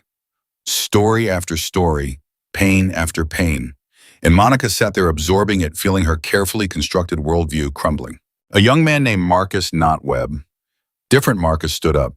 "I got 10 years for selling weed. Just weed. Now it's legal, and white guys are making millions doing what I went to prison for." His laugh was bitter. "Tell me that's justice." Monica couldn't. She had no defense. When David Chen's turn came again, he stood slowly. "I want to tell you what 7 years took from me, Judge Hayes. I want you to really hear it." "Please," Monica said. "I missed my daughter's wedding. She got married without me. My wife divorced me after year 3. Said she couldn't do it anymore, couldn't be married to a ghost. I lost my business. I had a restaurant, was doing good. Gone. Lost my house. Lost my savings, paying lawyers. David's voice rose. I lost my father. He died while I was inside, heart attack. They wouldn't let me go to the funeral. Said the same thing they told Stephen flight risk. I begged them, got on my knees and begged. They said no. Monica's eyes burned. I'm sorry. You said violence required punishment. You said I needed to learn consequences. You know what I learned? David moved closer. I learned that judges don't see people. They see crimes. They see statistics. They see numbers on a docket. You're right. Stop saying that. David's control broke. Stop agreeing with me. Fight back. Tell me I deserved it. Tell me the law is the law. But you didn't deserve it, Monica said, standing. That's what I'm trying to tell you. The law gave me discretion. I chose harshness over mercy. That was my choice. Why? David demanded. Why'd you choose that? Monica felt the room watching, waiting. Because mercy felt weak. Because I was a woman in a male-dominated field, and I thought being tough made me strong. Because somewhere along the way, I forgot that every defendant was someone's father, someone's son, someone's whole world. My daughter cried at her wedding, David said quietly. Cried because her daddy wasn't there to walk her down the aisle. You did that, Judge. You took that moment from both of us. Monica felt tears running down her face. She didn't wipe them away. I did, and I will carry that for the rest of my life. David stared at her, then slowly sat back down. The room was silent except for someone's phone buzzing. Ray cleared his throat. Anyone else want to share? A man in the corner raised his hand. Monica didn't recognize him. I wasn't in your court, Judge Hayes, but I was in front of Judge Morrison. She gave me 20 years for a drug deal gone wrong. I've served 12, got out last month. What was your name? Monica asked. Does it matter? We're all the same to you people. The accusation stung because it was true. It matters. Please. Robert Williams. Thank you for sharing, Robert. I didn't share yet. His smile was sharp. I'm about to. You want to know what 20 years did I went in at 24, came out at 44. My whole life gone. My 20s, my 30s. The years when you're supposed to build something, supposed to become someone. Gone. I can't imagine. No, you can't. Because you went home every night. You had dinner parties and vacations and normal life while we rotted in cages. Robert's voice was rising. You talk about justice like it's some noble thing, but it's just revenge dressed up pretty. That's all it is. Monica felt anger flare for the first time. So what's the answer? No punishment, no consequences. There it is, Robert said. There's the judge, wondering if we think crime should just be okay. That's not what I meant. It's exactly what you meant. Because you can't imagine a world where justice doesn't mean suffering, where consequences don't mean cages. Then tell me, Monica challenged, tell me what justice should look like. Robert stood, walked to the front of the room, looked Monica dead in the eye. It should look like understanding why I sold drugs in the first place. Should look like asking why a college graduate with a degree couldn't find work that paid enough to support his mother. Should look like programs and help instead of punishment and abandonment. The law doesn't allow. Change the law, Robert shouted. You're a federal judge. You have power. Use it for something other than destroying lives. The room erupted. Men talking over each other, anger boiling over. Ray stood trying to calm everyone down, but the damage was done. Monica had walked into a powder keg and lit it. Enough, Ray's voice cut through. Everyone sit down, now. Slowly, reluctantly, the room settled. Judge Hayes came here to listen, Ray said firmly. She's doing that. She's not defending herself. She's not making excuses. She's hearing you. That's more than any judge has ever done for us, so show her the same respect. Why should we? Someone called out.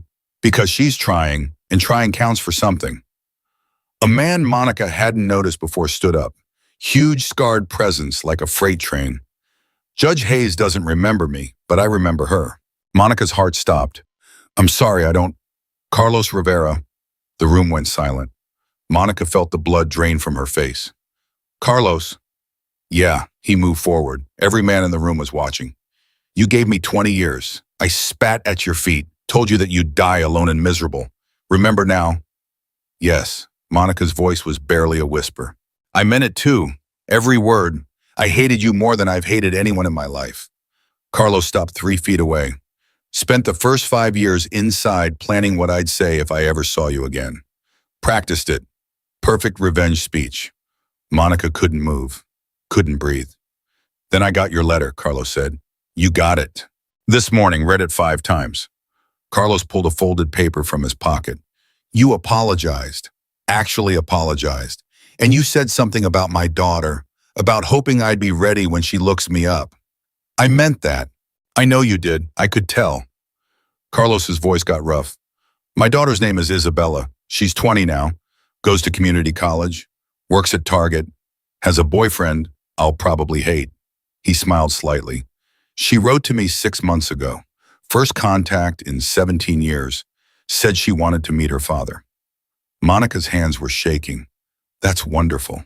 It's terrifying because I got 8 years left on my sentence, Judge. 8 more years before I can hold my daughter, look her in the eye, tell her, I'm sorry for every way I failed her.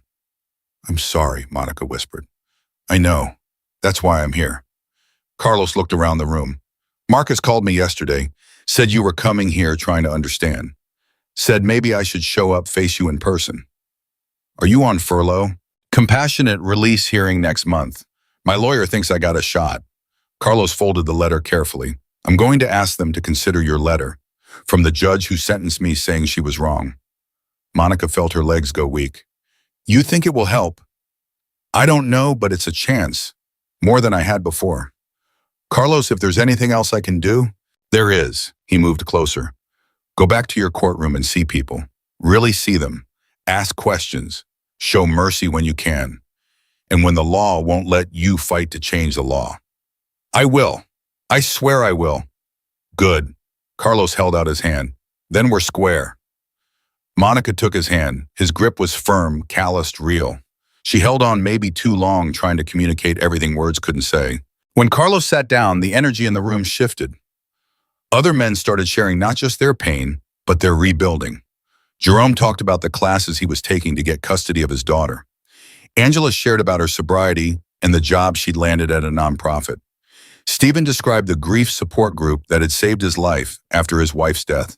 They were more than their crimes, more than their sentences. They were human beings fighting to reclaim their lives from a system designed to throw them away. Ray ended the meeting at 9.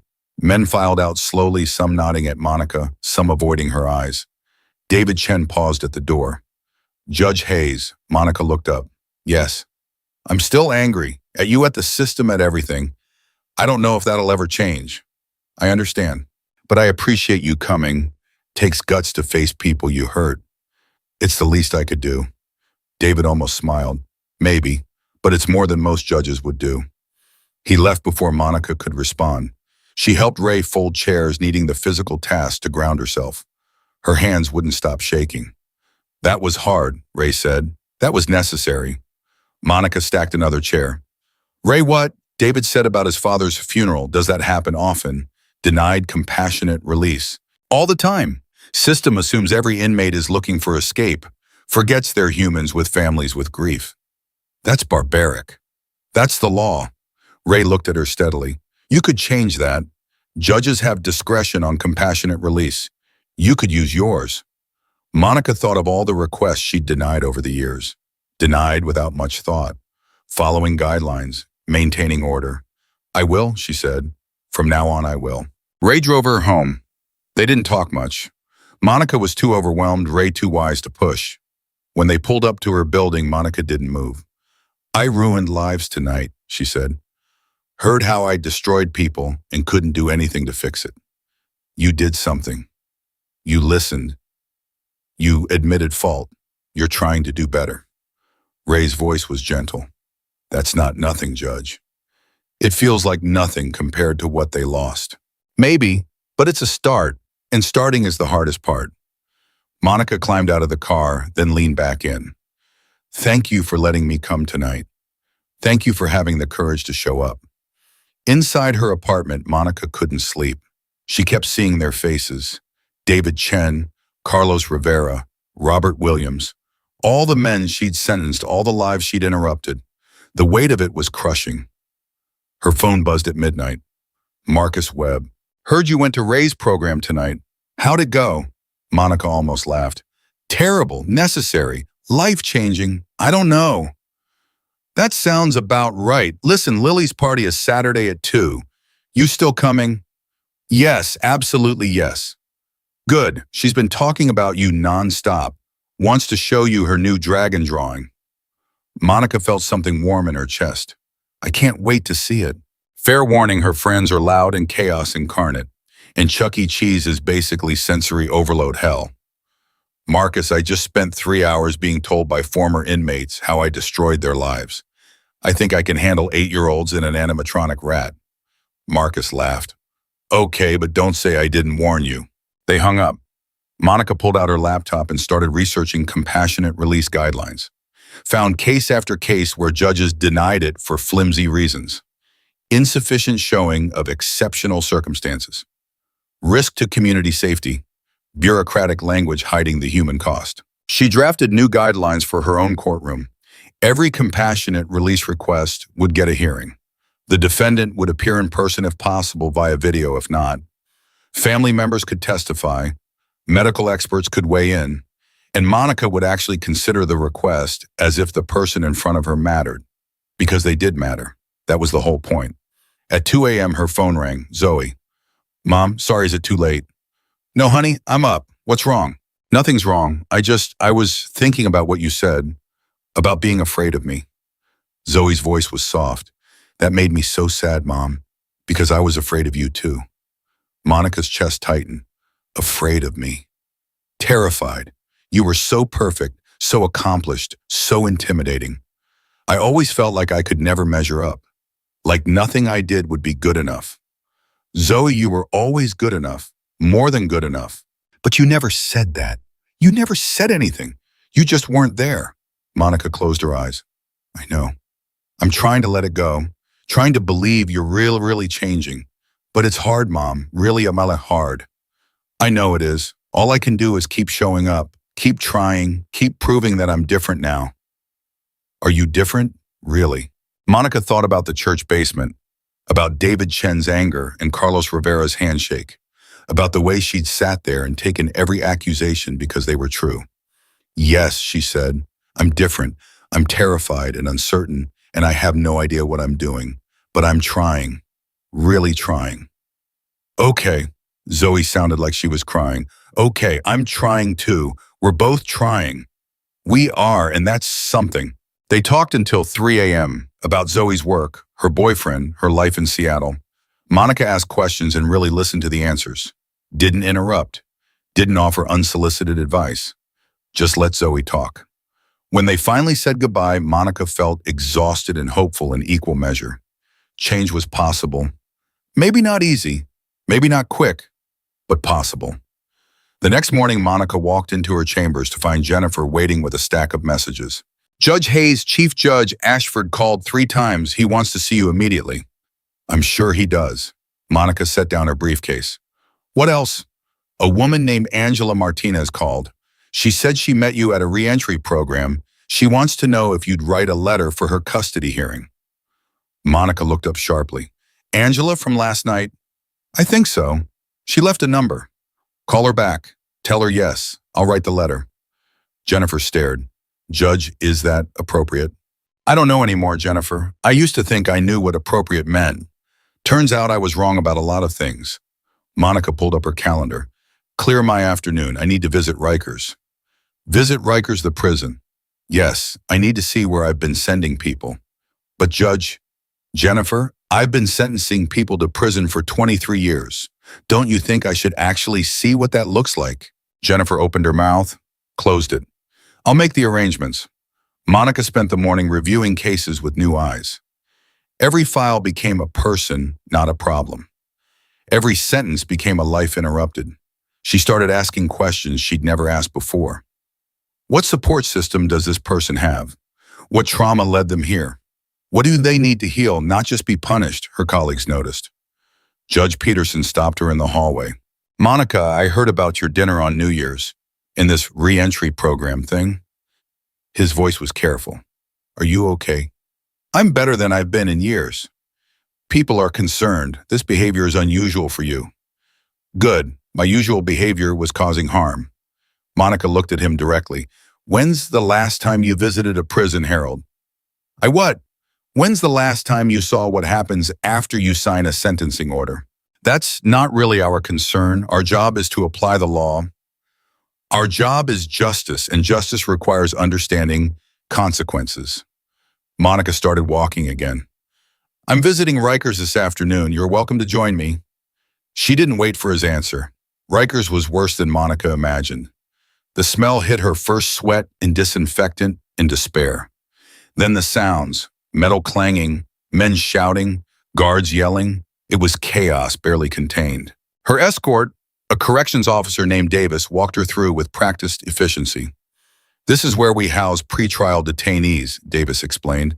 Most haven't been convicted yet, just waiting. How long do they wait? Monica asked. Months, sometimes years. Systems backed up. Monica thought of all the times she'd denied bail. Too risky. Flight risk. Danger to community. All those men waiting in cages for trials that might not come for years. They passed cell after cell, men staring out at her. Some called out, some turned away. Monica forced herself to look at each face to really see them. This is our medical wing, Davis said, for inmates with health issues. Monica saw men lying on cots. Some looked sick. Others looked broken. What kind of medical care do they receive? Basic, we do our best with limited resources. Your best, Monica repeated. She thought of Stephen denied the chance to attend his wife's funeral. Of Jake, whose mother died while he was inside. Is your best good enough? Davis looked uncomfortable. I don't make policy, Judge. I just enforce it. I know. I'm the same. Or I was. Monica stopped in front of a cell. Inside, a young man sat on his bunkhead in his hands. He couldn't have been more than 20. How long has he been here? That's Rodriguez, 8 months. Waiting on trial. 8 months without conviction. He couldn't make bail, $10,000. Monica felt sick. She'd set bail amounts like that hundreds of times. Never thought about what it meant for someone who couldn't afford it. 8 months of this kid's life gone, and he hadn't even been convicted yet. I need to leave, Monica said abruptly. We're not done with the tour. I've seen enough. She made it outside before breaking down, stood in the cold January air and cried for every person she'd sent to that place, every life she'd disrupted with her gavel and her righteousness. Davis stood nearby, uncomfortable. Judge Hayes, you okay? No, Monica said. No, I'm not okay. None of this is okay. Back in her chambers, Monica couldn't focus. Kept seeing those cells, those faces, that young man waiting 8 months for a trial that would determine his fate. She pulled up her pending cases, found 6 where she'd denied bail, 6 people sitting in Rikers right now because Monica Hayes had deemed them flight risks. She called each case back for reconsideration. Jennifer appeared in her doorway. Judge, what are you doing? Fixing mistakes. Schedule bail hearings for all 6 cases. This week. Chief Judge Ashford is not going to like this. Chief Judge Ashford can schedule a meeting if he wants to discuss it. Monica kept typing. But I'm done sending people to cages without really thinking about what that means. Her phone rang. Gerald Ashford himself. Monica, we need to talk. Now. I'm busy, Gerald. You're revisiting bail decisions. You're writing letters for inmates. You're visiting prisons and disrupting your entire docket. This stops now. No, Monica said calmly. It doesn't. Excuse me. You heard me. I'm not stopping. I'm doing my job the way it should have been done all along. Your job is to apply the law consistently. My job is justice, and I've been failing at it for 23 years. I'm done failing. If you continue this behavior, I'll have no choice but to recommend against your reconfirmation. Monica felt something shift inside her. The old Monica would have backed down, would have protected her seat at all costs. The new Monica, the one who'd cried with men she'd sentenced, who'd listened to David Chen's rage, who'd held Carlos Rivera's letter like a lifeline, didn't care about the seat anymore. Then recommend against it, Monica said. but I'm not changing course. She hung up before Gerald could respond, sat there shaking, not sure if she just made the bravest decision of her life or the stupidest. Jennifer knocked softly. Judge, are you sure about this? No, Monica admitted, but I'm doing it anyway. You could lose everything. I already lost everything. I'm just starting to realize it. Monica looked at her clerk. You know what I learned this week? Jennifer power doesn't mean anything if you're using it to harm people. And I've been using mine to harm people for decades. You were following the law. The law isn't always right, and I had discretion. I just chose not to use it. Monica stood up. I'm done choosing safety over justice. Done choosing my career over my humanity. Jennifer left looking troubled. Monica pulled out the photo of Zoe's graduation again, stared at her daughter's forced smile, her sad eyes. Then she pulled out the letter from Carlos Rivera. Read it again, his careful handwriting, his vulnerability. 2 faces, 2 consequences of her choices. One she could still save. One she could still help save himself. Monica picked up her phone and called Zoe. Mom, is everything okay? I visited Rikers today, the prison. You did what? I needed to see it. See where I've been sending people. Monica's voice broke. It was horrible, Zoe, worse than I imagined. And I've been sending people there for years without really thinking about it. Why are you telling me this? Because you asked me if I was really different. And I am. I'm seeing things I've been blind to. I'm feeling things I've been avoiding. And it's painful and terrible and necessary. Zoe was quiet.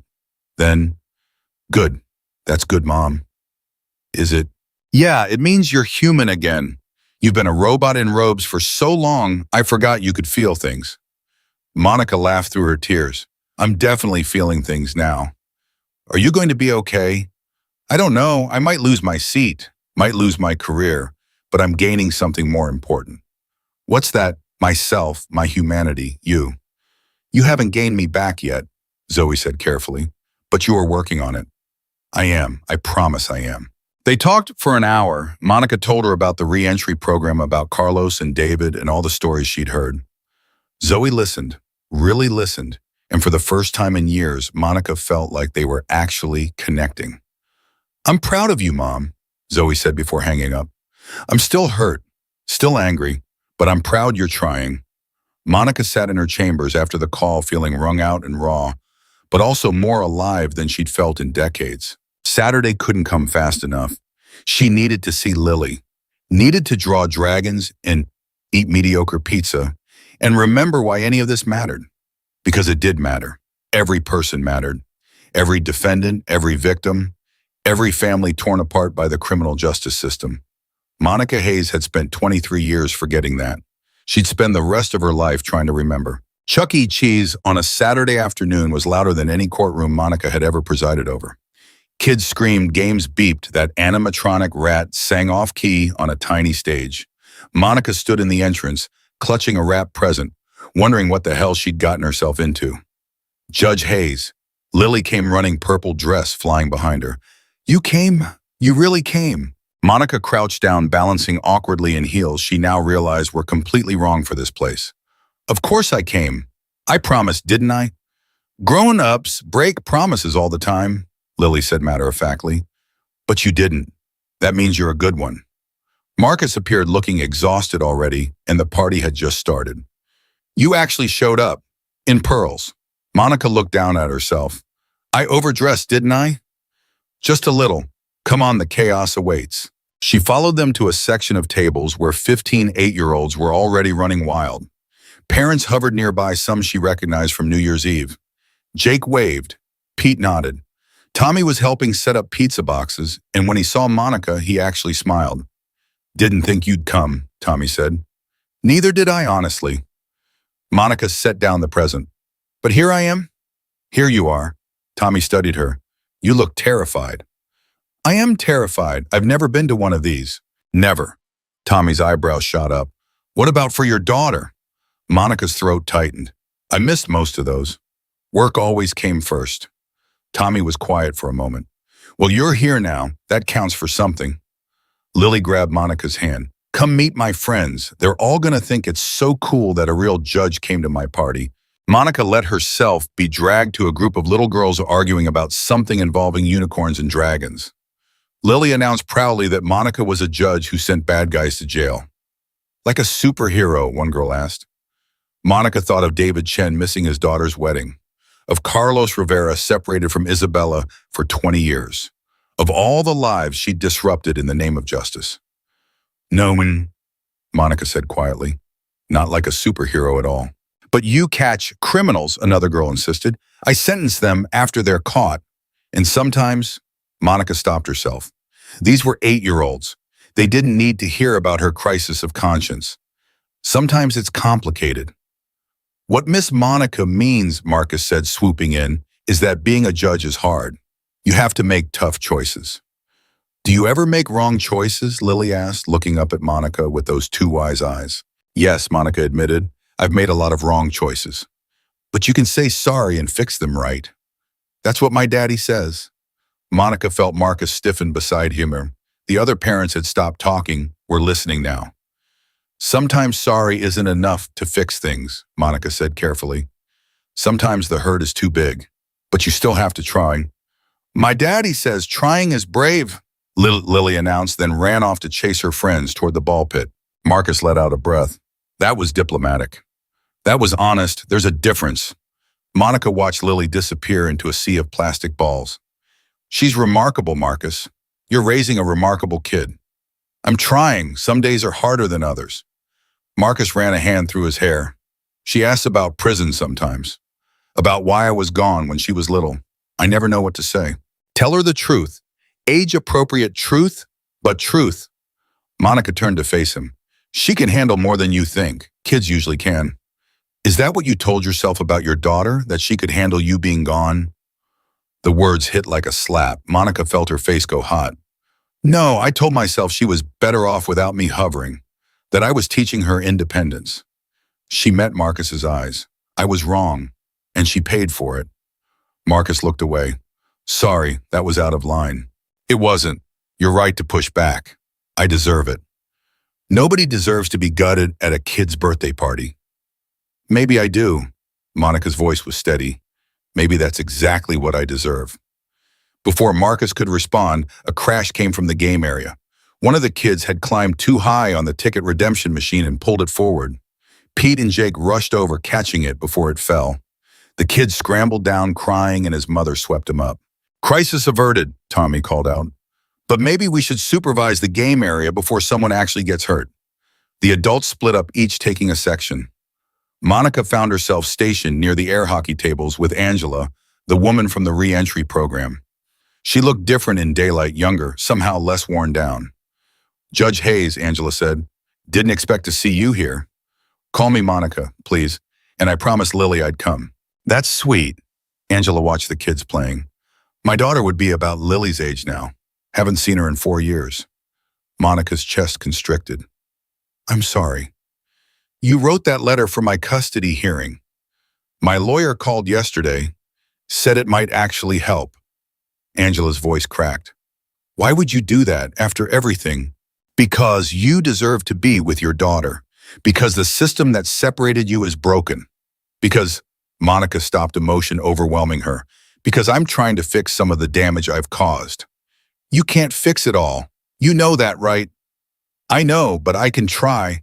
That's all I can do. They stood in silence watching kids pump tokens into machines, shrieking when tickets spat out. Such simple joy, such easy happiness. My daughter's name is Maya, Angela said suddenly. She likes to draw, or she did 4 years ago. I don't know what she likes now. You'll find out, Monica said. When you get her back, you'll learn everything. If I get her back, the system doesn't like giving kids back to ex-cons, even clean ones. Then we change the system. Monica pulled out her phone. Give me your lawyer's number. I want to know when the hearing is. I'll testify if they'll let me. Angela stared at her. You do that, testify for me? Yes. Why for? Because you're a mother fighting for your child, and I'm a mother who failed hers. Maybe I can help you succeed where I didn't. Angela's eyes filled with tears. She looked away quickly, wiping them. Thank you. Don't thank me yet. Wait until we win. The party moved to cake time. Lily insisted Monica sit next to her, so Monica found herself squished between the birthday girl and a little boy who talked nonstop about Minecraft. They sang off key. Lily blew out her candles and made a wish she wouldn't tell anyone. If you tell, it won't come true, Lily explained seriously. What if it's a really big wish? Monica asked. Especially then, big wishes need magic and magic needs secrets. Monica thought of her own wishes. For Zoe to forgive her, for the people she'd hurt to heal, for herself to become someone worthy of redemption. Big wishes, indeed. After cake presents, Lily opened Monica's gift, a large art set with every color imaginable, plus a sketchbook with thick quality paper. The kind of gift Monica wished she'd given Zoe 30 years ago. This is so cool. Lila hugged the box. And now I can draw even better dragons. I expect to see them all, Monica said. I'll draw you one special just for you. Lily was already tearing open the next present, that short attention span of childhood moving on. But she'd hugged the art set. That mattered. Marcus appeared at Monica's elbow. That was thoughtful. Thank you. I wanted to get it right. You did. Marcus paused. Listen, we're all going to grab dinner after this. Nothing fancy, just a diner. You want to come? You sure I don't want to intrude on Monica? Marcus looked at her directly. You're not intruding. You're part of this now, whether you meant to be or not. Part of this? Part of something. Monica hadn't been part of anything in so long. I'd like that, she said. Thank you. The party wound down. Parents collected their sugar-high children. Lily ran herself ragged in the ball pit one more time. Monica helped clean up, stuffing paper plates into trash bags, wiping down tables. Domestic tasks she rarely did in her own spotless apartment. You're pretty good at this, Jake commented, tying off a trash bag. Don't sound so surprised. It's just you're a federal judge. Didn't expect you to be comfortable with cleanup duty. I'm a person, first judge second. Or I'm trying to be. Monica grabbed another bag. I think I had those backwards for a long time. Yeah, you did, Jake agreed bluntly. But you're fixing it. That's what matters. They piled into cars, Marcus and Lily in his truck, others on motorcycles. Monica rode with Pete, who drove a beat-up Honda with a cracked windshield. Sorry about the car, Pete said. Can't afford anything better on construction wages. It's fine. Better than my driver service. You have a driver. Had. I fired him last week, decided I should drive myself, reconnect with reality. Pete laughed. How's that going? I got lost twice trying to find the courthouse. But I'm learning. The diner was exactly what Monica expected: vinyl booths, fluorescent lights, coffee that could strip paint. Perfect. They crowded into two large booths, Lily immediately demanding pancakes, even though it was 5 p.m. She can have whatever she wants on her birthday, Marcus said, flagging down the waitress. They ordered too much food. The conversation flowed around Monica's stories of work, of struggles, of small victories. Pete talked about finally getting health insurance. Jake mentioned his company landing a big contract. Tommy shared that he'd been accepted into a social work program starting in fall. Social work? Monica asked. That's wonderful, Tommy. Figure I can help kids like I was. Kids who are one bad choice from prison. Tommy's voice was steady. Maybe if someone had reached out to me before I made that choice, things would have been different. You're reaching out now. That's what matters. Is it, or is it too late for all the kids who went the same way I did? It's never too late to start helping people, Monica said firmly. I'm proof of that.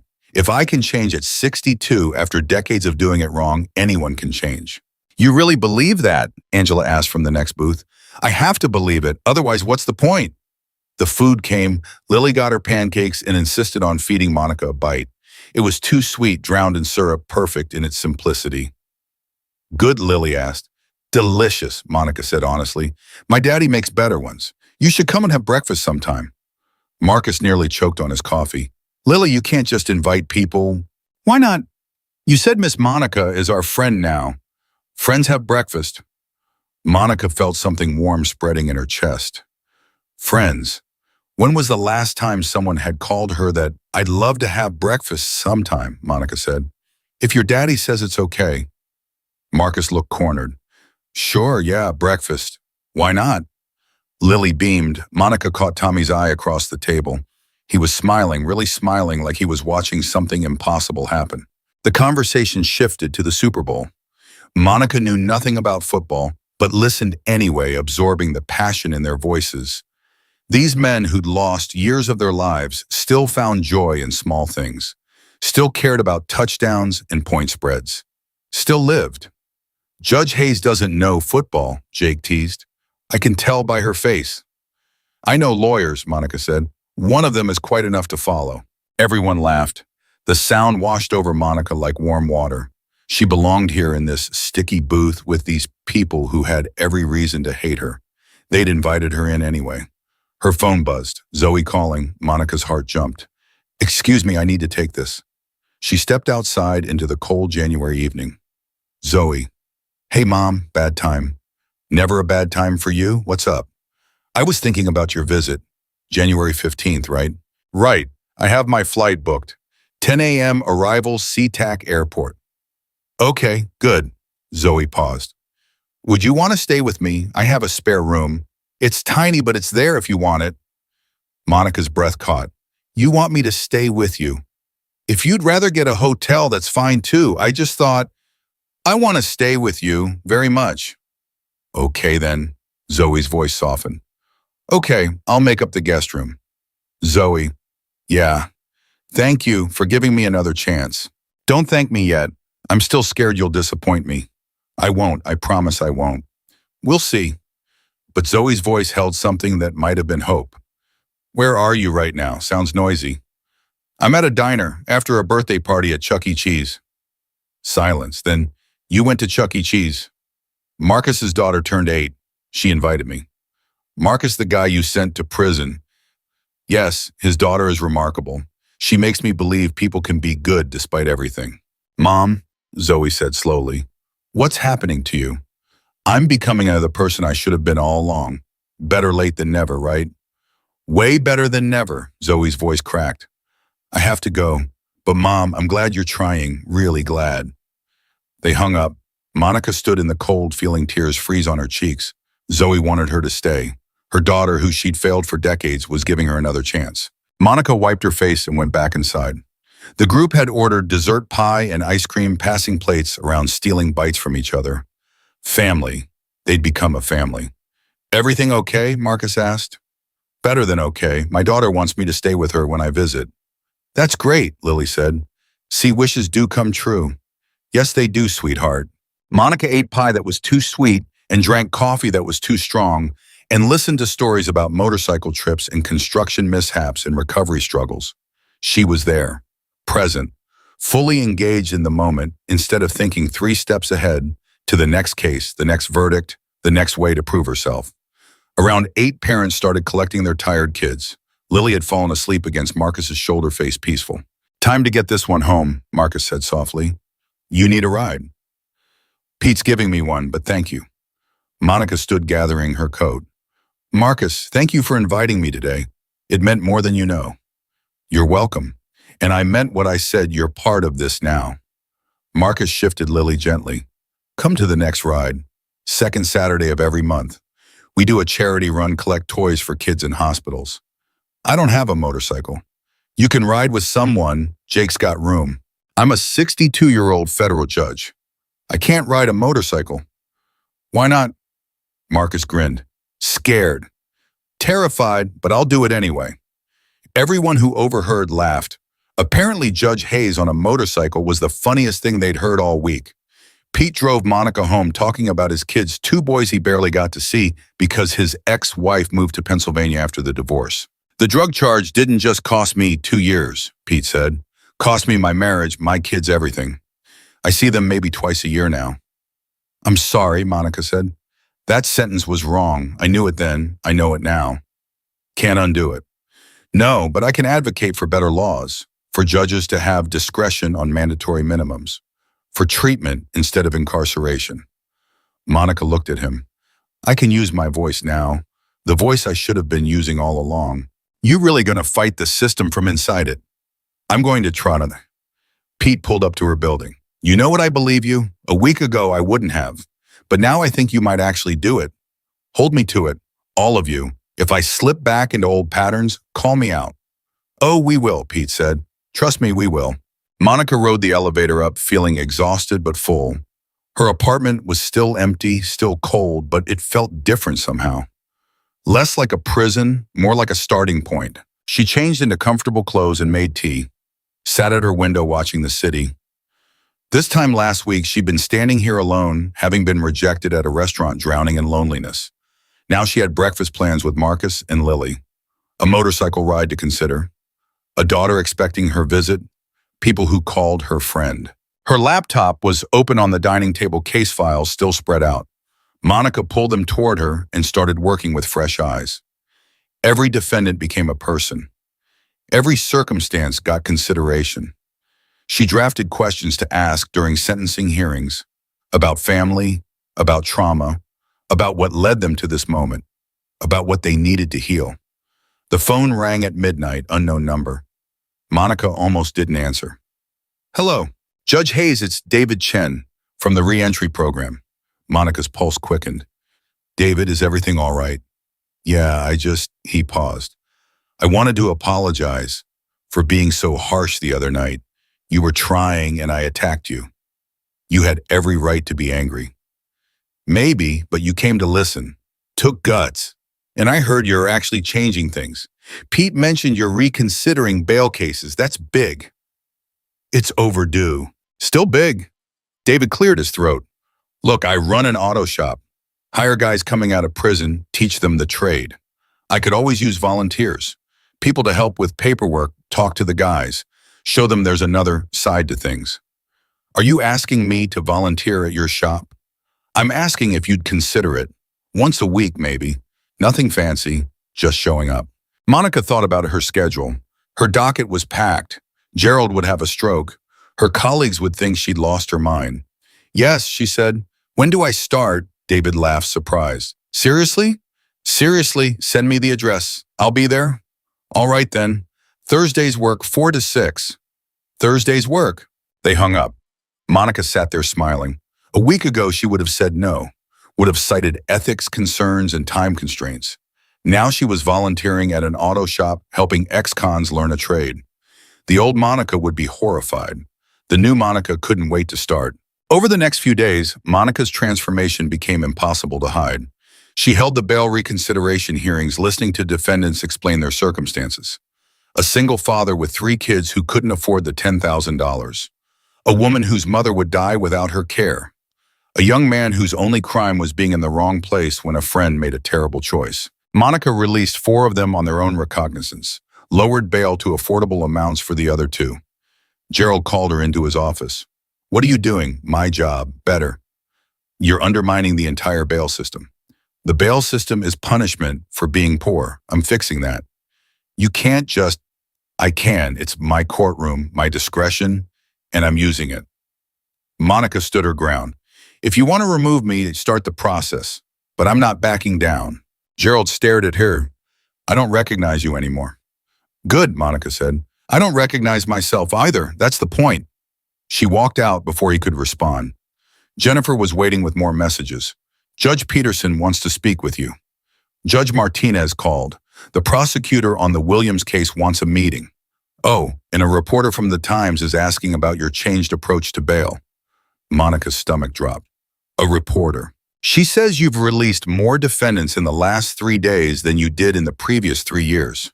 Wants to know why. Tell her, Monica stopped. The old instinct was to say no comment, hide, protect herself. Tell her yes, I'll talk to her. Jennifer's eyes went wide. You will, schedule it for tomorrow. And Jennifer, get me every stat you can on recidivism rates for defendants released on bail versus those held pretrial. I want numbers. Judge talking to the press is risky. So is continuing to do the wrong thing because it's safe. Monica looked at her clerk. I'm done playing it safe. The interview happened in Monica's chambers. The reporter Sarah Chen, no relation to David Monica checked, was young and sharp-eyed. Judge Hayes, your colleagues say you've changed dramatically in the past week. What prompted this shift? Monica thought about lying, about giving some sanitized version that would play well. Then she thought about Lily asking if she'd ever made wrong choices.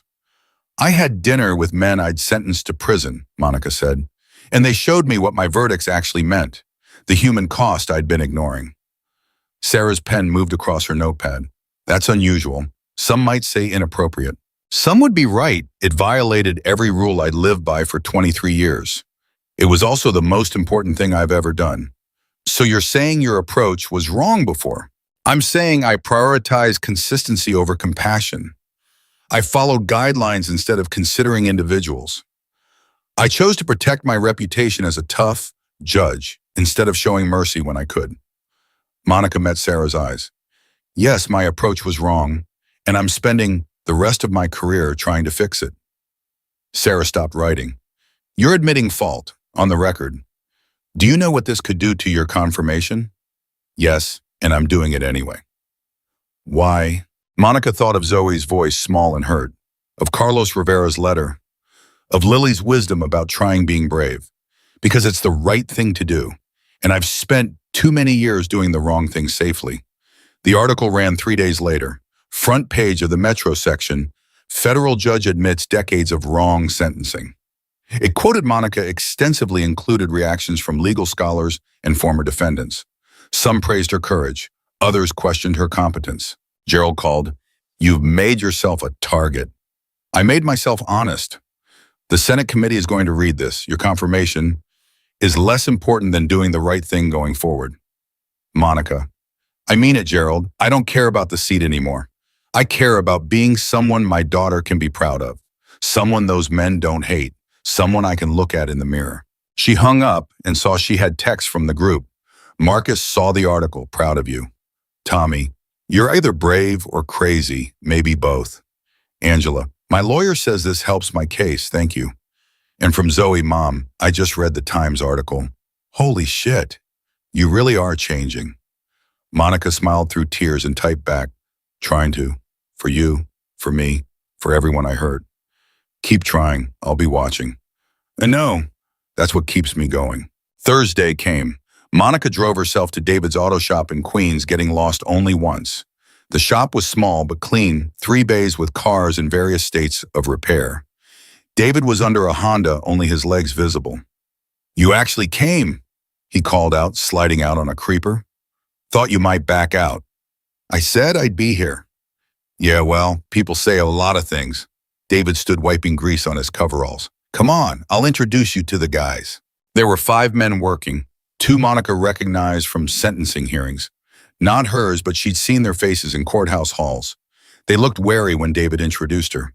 This is Judge Hayes. She's volunteering, helping with paperwork, maybe talking to you guys about your cases, whatever you need. Why would a judge help us? One man asked suspiciously. Because she's trying to be better, David said. Same as we all are. Monica spent 2 hours there. Helped sort receipts. Listened to a young man named Chris talk about his parole officer who seemed determined to violate him for breathing wrong. Answered questions about legal rights. Sat in the break room drinking terrible coffee while men who'd been through hell shared their stories. I appreciate you doing this, Chris said. Most judges, they sentence you and forget you. You're actually here. I should have been here years ago, Monica said. But you're here now. That's what matters. She left the shop feeling grimy and purposeful. This was real work. Unglamorous ground level making actual difference work. She wanted more of it. Saturday morning, Monica's phone rang at 7 a.m. Marcus. You awake? I am now. Good. Lily wants to make you breakfast. You free? Monica looked at her empty apartment, her empty Saturday stretching ahead. I'm free. Great. Come over at 9. And Judge wears something you can get messy in. Lily takes her pancake making very seriously. Monica showed up in jeans, actual jeans, not the designer kind she wore on rare casual days. A sweater, no jewelry. Marcus opened the door looking surprised. You look human. I'm trying a new thing, being a person instead of a profession. Lily appeared covered in flour. Miss Monica, you're here. We're making special pancakes with chocolate chips and everything. Monica spent the morning in Marcus's small kitchen, helping Lily measure ingredients, flipping pancakes, laughing when Lily got batter in her hair. It was chaotic and messy and perfect. You're good with her, Marcus said quietly while Lily was busy arranging chocolate chips into a smiley face on a pancake. I'm learning. I wasn't good with my own daughter. Trying to do better now. You see her soon, right? Your visit. Week from today, I'm terrified. That's how you know it matters. They ate pancakes at the small table, Lily chattering about school and friends, and the dragon she was drawing for Monica. The ordinariness of it made Monica's chest ache. This was what she'd missed with Zoe. Lazy Saturday mornings, laughter over breakfast, being present. "Thank you for this," Monica said when it was time to leave. "Thank you for showing up," Marcus countered. "Not everyone would. I'm trying to be someone who does, someone who shows up." Monday brought another crisis. The prosecutor on the Williams case, the privileged college kid who'd stolen the laptop, came to Monica's chambers furious. "You requested statistics on racial disparities in sentencing. What are you implying?" "I'm not implying anything. I'm examining patterns. The data shows that white defendants in property crimes receive probation 70% of the time. Black defendants in identical crimes receive prison time 60% of the time. Those are complicated statistics.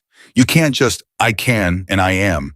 We're going to talk about bias in every case that comes before me. Starting with this one. Judge Hayes, with all due respect." "No, no respect is due if we're systemically punishing people differently based on race. That ends in my courtroom, starting now." The prosecutor left looking shaken. Word spread fast. By afternoon, 3 other judges had called, some curious, some critical. Monica didn't care. She was done caring about colleague approval. That evening, she got an email from Carlos Rivera's lawyer. "Judge Hayes, Carlos's compassionate release hearing is scheduled for February 10th. He's requested that you testify on his behalf if you're willing. Your letter has already been submitted to the board. They're very interested in hearing from you directly." Monica replied immediately, "I'll be there. Whatever he needs, I'll be there." She called Marcus to tell him. He answered with arcade sounds in the background. "You're testifying for Carlos. If it helps him get out, yes. You know what the other judges will say, what it'll look like." "I don't care anymore, Marcus. I truly don't. Carlos deserves a chance at his life, at meeting his daughter. If my testimony helps, I'm giving it." "You're something else, Judge Hayes." "Monica, please, just Monica." "Okay then, Monica, you're something else." She worked late into the night preparing for the hearing, researching what worked in compassionate release arguments. Carlos had been model prisoner. GED college courses, no infractions. He'd counseled younger inmates, including Tommy Rodriguez. He'd changed everything about himself. He deserved freedom. Monica was going to fight like hell to help him get it. The week blurred past. Work, auto shop, volunteering, preparation for Seattle. Monica bought casual clothes for the trip, real casual, not Judge pretending to be casual. She got a haircut, let the stylist talk her into something less severe, more human. "You look younger," Jennifer commented. "I feel younger. Or maybe I just feel alive for the first time in decades." Thursday night before her Friday flight, Monica couldn't sleep. Kept imagining seeing Zoe. What she'd say, how she'd act. Whether her daughter would really forgive her or if this was just prolonged goodbye. At 2 a.m. her phone buzzed. "Zoe." "Can't sleep either," Monica answered. "How did you know?" "Because I'm your mother. And because I'm terrified too." "You're terrified?" Zoe sounded surprised. "Absolutely terrified. What if I mess this up? What if I'm not enough?" "Mom," Zoe said softly, "you just have to be here, that's all. Just be here, be present, be you." "What if that's not enough?" "Then at least we'll know we tried." They talked until 3, about everything and nothing. Monica told stories about Lily and the auto shop and Chuck E. Cheese. Zoe shared about her job, her boyfriend Marcus, a different Marcus, she clarified when Monica laughed her life in saddle. They were getting to know each other, finally really getting to know each other. When Monica hung up, the sun was starting to rise. She hadn't slept, but she felt ready. Whatever happened in Seattle, she'd face it honestly. No hiding behind her profession, no armor, just her flawed and trying. The morning brought one more surprise. A letter delivered by courier, Carlos Rivera's handwriting. "Judge Hayes, I heard you're testifying at my hearing. I don't have words for what that means. You gave me 20 years. Now you're fighting to give me back my life. That's redemption, real redemption. Thank you for seeing me as a person, not just a case number. Thank you for showing up. Your friend Carlos." Monica held the letter and cried. Friend. He'd called her friend. After everything she'd done to him, he'd forgiven her enough to call her friend. She packed the letter carefully in her suitcase. packed clothes in hope and terror. Called a car to take her to the airport. She wasn't ready to attempt airport parking yet. Gave her doorman specific instructions for package deliveries. Told Jennifer she'd be gone for 4 days and to only call for emergencies. Have a good trip, Judge, Jennifer said. I hope it goes well with your daughter. Me too. God, me too. On the plane, Monica sat by the window and watched New York disappear below.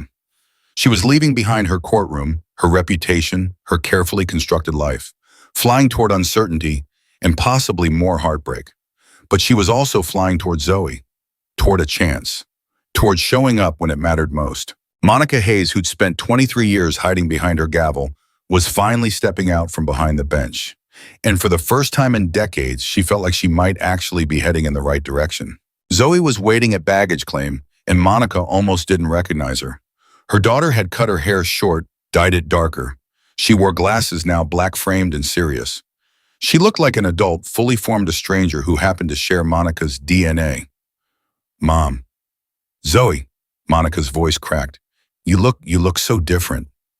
It's been 2 years. People change. Zoe's tone was guarded, but she stepped forward and hugged Monica briefly, stiffly, like hugging an acquaintance. Monica held on maybe a second too long. Zoe pulled back. How was your flight? Fine, good. I'm so glad to see you. Come on, my car's in short-term parking. They walked in silence. Monica wanted to fill it with words, with apologies, with everything she'd been rehearsing on the plane. But she'd promised herself she'd let Zoe lead. So she stayed quiet, following her daughter through the airport. Zoe's car was a beat-up Toyota with a cracked bumper. She saw Monica looking. I know it's not much, but it's mine. Paid for it myself. It's perfect, Monica said quickly. I wasn't judging, just seeing your life. Yeah, well, this is my life, not exactly federal judge glamorous. The drive to Zoe's apartment took 40 minutes through Seattle traffic. Zoe pointed out landmarks, the Space Needle Pike Place Market, her office building. Monica tried to imagine Zoe's daily commute, her routine, all the ordinary moments she'd missed. Here we are. Zoe pulled into a parking spot behind a 3-story building. It's small, just warning you. The apartment was tiny, a studio with a Murphy bed and a corner kitchen. But it was clean, organized, decorated with plants and art. It was Zoe's space, and Monica felt privileged just being allowed inside. The guest room is actually just the couch, Zoe gestured apologetically. I'll pull it out for you. It's pretty comfortable. I sleep on it sometimes when I work late and don't want to deal with the bed. It's perfect. Thank you for having me. Zoe nodded, already moving to the kitchen. You want coffee, tea? I have both. Tea would be great. They sat at Zoe's small table, hands wrapped around mugs, avoiding eye contact. The silence stretched painful and awkward. So, Zoe finally said, how long are you staying? 4 days, unless you want me to leave sooner. I don't want you to leave sooner. I don't know how to do this. How to be around you without being angry. Then be angry, Monica said. I can take it. Can you? Really? Zoe's voice rose. Because you couldn't take it when I was a kid. Every time I got upset, you'd leave. In another case, in another emergency. You'd rather face criminals than deal with your daughter's feelings. Monica forced herself to stay seated, to not run. You're right, I did that, and I'm sorry. Stop apologizing. Stop being so understanding. Fight back. Zoe slammed her mug down. Tell me I'm being unfair. Tell me you did your best. Something. But you're not being unfair, and I didn't do my best. I didn't even do adequate. Monica's hand shook. I was a coward, Zoe. I was terrified of failing you, so I chose not to try. That's the truth. There's nothing to fight back against. Zoe stared at her. Tears started running down her face. I needed you, Mom. When Dad left, when kids bullied me at school, when I got my heart broken the first time I needed you, and you were never there. I know. You missed my wedding, Mom. My wedding. You sent a card and a check, like I was some colleague's kid, not your daughter. Monica felt the words like knives. I missed your wedding. 2 years ago, you said you'd come. You promised. Then the week before you called and said a case went long. You couldn't make it. Zoe was openly sobbing now. I walked down the aisle alone. Dad was already gone. You didn't come, so I walked alone. Monica couldn't breathe. She'd known she'd missed important things, but a wedding. Her daughter's wedding, Zoe, I don't even remember what case. Of course you don't, because it didn't matter. None of them mattered more than your career. Zoe stood up pacing. Do you know what Marcus said, my husband?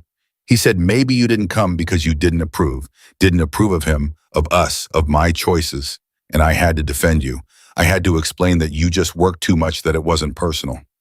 But it was personal, Monica whispered. It was always personal. I chose work over you every time. Why? Zoe turned to face her. That's what I don't understand. Why didn't you love me enough to show up? I loved you too much, Monica said, voice breaking. I loved you so much it terrified me. And when you're terrified, you run. I ran to the one place I felt competent, the courtroom, where I had power and control and distance from anything that could hurt me. I wouldn't have hurt you. I was your daughter. I just wanted my mom. I know. God, Zoe, I know. Monica took a step toward her daughter. And I can't fix it. I can't go back and show up to your wedding. Can't undo 37 years of choosing wrong. All I can do is be here now and hope it's not too late. Zoe collapsed onto the couch, curling into herself. I'm so angry at you. You should be. But I also, Zoe's voice got smaller. I also miss you. I miss having a mom. Is that stupid? No. Monica sat beside her, careful not to touch without permission. That's human. That's beautiful. I don't know if I can forgive you. That's okay. Forgiveness isn't required. I'll take whatever you can give me. They sat there crying, not touching, just existing in the same space, finally acknowledging the hurt between them. I think I need to lie down, Zoe said eventually. It's a lot. Of course, should I go find a hotel? No. Zoe wiped her face. No, stay. Just give me some space. Maybe go explore the city or something. Come back for dinner. I can do that. What time? 6. There's a Thai place down the street. We can walk. Monica left feeling wrung out and raw. She wandered Seattle streets not really seeing anything. Her daughter had gotten married, had a whole husband Monica had never met. 2 years of marriage Monica knew nothing about. She'd failed even worse than she thought. Monica found herself in a coffee shop staring at her phone. She should call someone, but who? She'd isolated herself so thoroughly she had no one to turn to. Except, she called Marcus Webb. Judge, everything okay? Monica, and no, nothing's okay. She told him everything. The wedding she'd missed, Zoe's pain, her own crushing guilt. Marcus was quiet for a long moment. You really didn't remember her wedding. I have no memory of it. None. That's how unimportant I made my own daughter. That's rough, but you're there now. That counts. Does it? Or is it too late? I don't know, Marcus said honestly, but I know trying is better than not trying. I know showing up late is better than never showing up at all. You're a good man, Marcus Webb. I'm a work in progress, same as you. She heard Lily chattering in the background. Listen, Lily wants to say hi. Miss Monica, Lily's voice came through bright and cheerful. Are you in Seattle? Did you see your daughter? I did, sweetheart. Is she nice? Monica almost laughed through her tears. She's wonderful and very angry at me. That's okay. My daddy says anger means you care. If you didn't care, you wouldn't be angry. Your daddy is very wise. I know. Hey, I finished your dragon. It's purple and gold, and it has your name on it. I can't wait to see it. I'll give it to you when you come back. You are coming back, right? Yes, I promise I'm coming back. Good, because you're our friend now, and friends don't disappear. Monica's throat closed. No, they don't. Tell your daddy I said thank you. For what? For showing me what family is supposed to look like. She hung up and sat in the coffee shop until 5:30, then walked back to Zoe's apartment. Her daughter answered the door, looking calmer, but her eyes were still red. Ready for dinner? Zoe asked. Ready. The Thai restaurant was crowded and loud. They ordered too much food and talked carefully around the hard topics. Zoe told Monica about her job software engineering working on accessibility features for people with disabilities. She was good at it, passionate about it. That's remarkable, Monica said, making technology more inclusive. Yeah, well, I know what it's like to be excluded, to feel like you don't matter. Zoe's words had an edge. So I'm trying to make things better for people who feel that way. Monica absorbed the hit. You're doing important work. I'm proud of you. Are you? You never said so before. I was proud.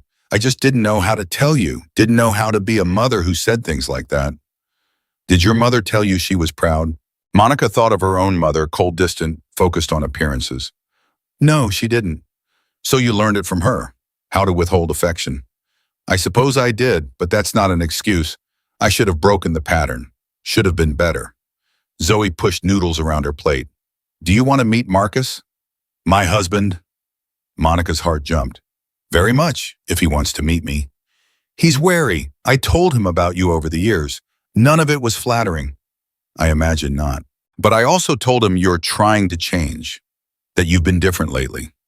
Zoe looked up. He wants to give you a chance, for my sake. That's all I can ask for.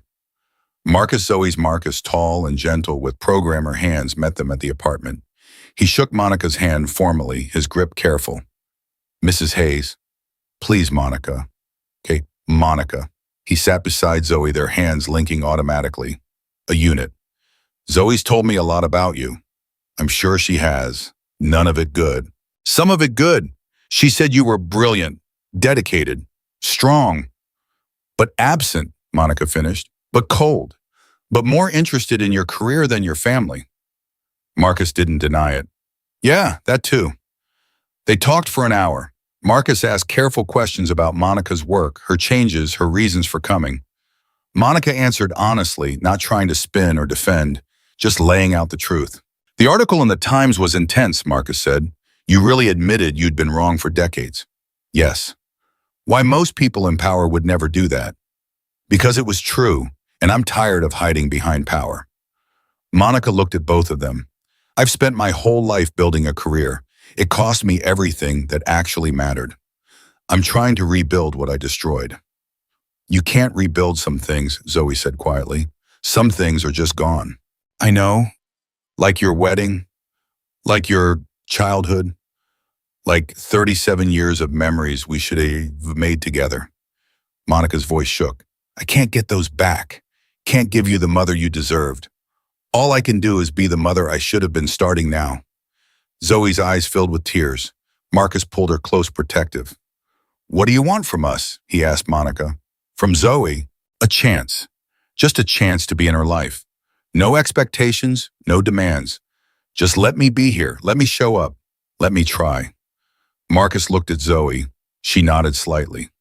Okay, he said, but you hurt her again. You disappear again. We're done. No third chances. Understood. Thank you. Marcus left around 10.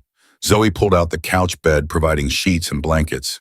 They moved around each other awkwardly like roommates who didn't quite know the rules. Mom, Zoe said as Monica was getting ready for bed. I'm glad you came, even though it's hard. I'm glad. Me too, baby girl. Me too. Monica lay awake on the pull-out couch, listening to Zoe's breathing from across the room. Her daughter was right there 20 feet away, but the distance between them felt infinite. 37 years of hurt couldn't be fixed in one evening, but it was a start. The next morning, Zoe had to work. I took Monday and Tuesday off, she explained. But I couldn't get Friday. You okay exploring on your own? Absolutely. You have any recommendations? Zoe wrote down a list: museums, neighborhoods, coffee shops. Text me if you get lost. Seattle's confusing. Monica spent the day wandering Pike Place Market, watching salmon being thrown, buying small gifts. A scarf for Zoe, a toy fish for Lily, a coffee mug for Marcus with a motorcycle on it. Silly tourist things, but they made her happy. She called David Chen from the market. How's the shop? Good. Chris got a job offer. Real job with benefits. He's taking it. That's wonderful. Yeah, thanks to you, actually. You wrote him a letter of recommendation when his parole officer tried to block it. He deserves a chance. We all do. Hey, when you coming back, the guys ask about you. Monday. I'll be at the shop Thursday as usual. Good. We need you here. We need you. When was the last time anyone had needed Monica for something other than a verdict? That evening, Zoe came home exhausted. They ordered pizza and watched a movie sitting on opposite ends of the couch. But halfway through, Zoe shifted closer. Not touching, just closer. Progress, Saturday. Zoe gave Monica the full tour. Her office building, her favorite bookstore, the park where she and Marcus had their first date. Monica absorbed every detail, desperate to know this life she'd missed building. You really love it here, Monica observed. I do. It's home. Zoe paused. More home than New York ever was. Because I wasn't there to ruin it. Mom, it's okay. I'm glad you found a place that feels right. Monica meant it. You deserve that. Lunch was at a Vietnamese restaurant Zoe loved. They ordered pho and spring rolls and talked about lighter things. Zoe's friends, her hobbies, her life. Monica asked questions and listened, really listened. Can I ask you something? Zoe said over tea. This change you're going through, is it real? Or are you going to go back to New York and slip back into old patterns? I don't know, Monica admitted. I'm trying, really trying, but I've been one way for 62 years. Maybe this is all temporary. Maybe I'll fail. That's honest, at least. I'm trying to be honest about everything. I've lied to myself for too long. Zoe studied her. You look different. Not just your hair or your clothes, your face. You look softer. I feel softer, less armored. Monica smiled sadly. Turns out being human is terrifying, but also kind of wonderful. Welcome to the club. We've been waiting for you. That night, they stayed up late, talking. Really talking. Zoe shared things Monica had never known, her struggles with anxiety, her fear she wasn't good enough, her complicated feelings about her father's new family. Monica shared, too, her own anxiety, her isolation, her growing understanding that power without connection was just loneliness with better office furniture. Do you regret it? Zoe asked. The career. Everything you sacrificed for it. Monica thought carefully. I regret how I did it. I don't regret becoming a judge. I regret letting it consume me, letting it become the only thing I was. Are you still a judge, or are you Monica now? I'm trying to be both. Judge Hayes in the courtroom, Monica everywhere else. It's hard. The lines keep blurring. Maybe that's good. Maybe they should blur. Sunday morning, Zoe asked if Monica wanted to go to church with her. You go to church. Sometimes. Marcus and I found a progressive congregation. It helps. Gives me perspective. Monica hadn't been to church in 40 years, but she went sitting beside Zoe and Marcus, listening to a sermon about grace and second chances. She cried through most of it. Afterward, the pastor, a woman in her 50s, shook Monica's hand. First time here. Yes, I'm visiting my daughter. Well, you're always welcome. We believe everyone deserves a place at the table, no matter what they've done, no matter how late they arrive. Monica thought of New Year's Eve, of Marcus inviting her to sit when she had nowhere to go, of being welcome despite everything. Thank you, she whispered. I think I needed to hear that. Sunday evening was their last together. Monica's flight left early Monday. They made dinner in Zoe's tiny kitchen, spaghetti and salad, nothing fancy. Marcus joined them, and for a few hours it felt almost normal, almost like family. I don't want you to go, Zoe said suddenly. Is that weird? After everything, I don't want you to leave. It's not weird. I don't want to leave either. Will you come back? Actually come back, not just say you will. Yes, and you can come to New York. Bring Marcus. I'll show you the city. Introduce you to people. Monica paused. To friends. I have friends now. You have friends? Zoe looked stunned. I know. Shocking. But yes, a little girl named Lily who draws dragons. Her father Marcus, who's teaching me what real strength looks like. Men I hurt who are showing me grace I don't deserve. Monica smiled. It's a strange group, but they're mine. I'd like to meet them, Zoe said, especially the little girl. She'd love you. She's wise beyond her years. They said goodbye at the airport Monday morning. This time when Zoe hugged her, she held on. Really held on. I love you, Mom, Zoe whispered. I'm still angry, still hurt, but I love you. I love you too, baby girl. More than I ever knew how to say. Then say it more. Say it often. I need to hear it. I will. I promise. Monica cried on the plane home, but they were different tears than the ones she'd cried before. These were tears of hope mixed with grief, of possibility alongside regret. She'd missed so much, but maybe there was still time to build something new. Jennifer met her at Chambers Monday afternoon with a stack of urgent messages. Gerald wanted to see her immediately. 3 colleagues had called. A reporter wanted follow-up on the Times article. And Carlos Rivera's lawyer had called twice about testimony preparation for the hearing. Also, Jennifer said carefully, There's someone waiting to see you. He's been here since 9. Who? Tommy Rodriguez. Monica's heart jumped. She walked to her waiting area. Tommy stood when he saw her hands shoved in pockets. Tommy, is everything okay? Yeah, I wanted to tell you in person. I got accepted to Columbia. Full scholarship, social work program. Monica felt tears starting again. Tommy, that's incredible. I almost didn't apply. Didn't think they'd take an ex-con. But then I remembered what you said about trying mattering, so I tried. Tommy smiled, tentative but real. I start in August. I'm so proud of you. Yeah, well, you helped. That letter you wrote, the recommendation, my acceptance letter, mentioned it specifically. Tommy pulled out a folded paper. I wanted you to see it, proof that second chances work. Monica read the letter, seeing Tommy's future laid out in formal language. Education, purpose, redemption earned through effort. This is everything, she said. Everything I wish I'd believed in earlier. But you believe it now. That's what matters. After Tommy left, Monica sat at her desk, feeling the weight of possibility. If Tommy could change his whole trajectory, if Carlos could counsel other inmates toward better lives, if Angela could fight for her daughter, then maybe Monica could change too. Maybe it wasn't too late for any of them. The hearing for Carlos Rivera came faster than Monica expected. She walked into the prison boardroom in her suit, but without her robes. She wasn't Judge Hayes today. She was Monica, here to tell the truth. Carlos was already there, wearing prison blues, hands cuffed.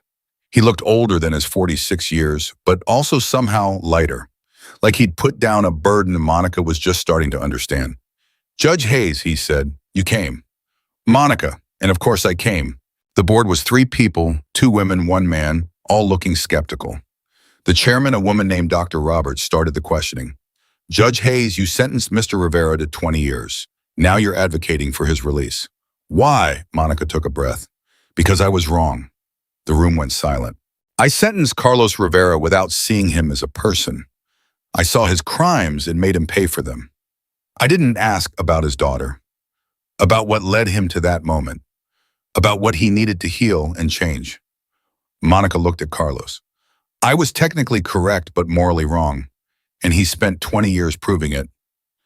That's quite an admission, Dr. Roberts said. You're saying your own judgment was faulty. Yes, not just in this case. In hundreds of cases over 2 decades. I prioritize punishment over rehabilitation, consistency over compassion. And people like Carlos paid the price.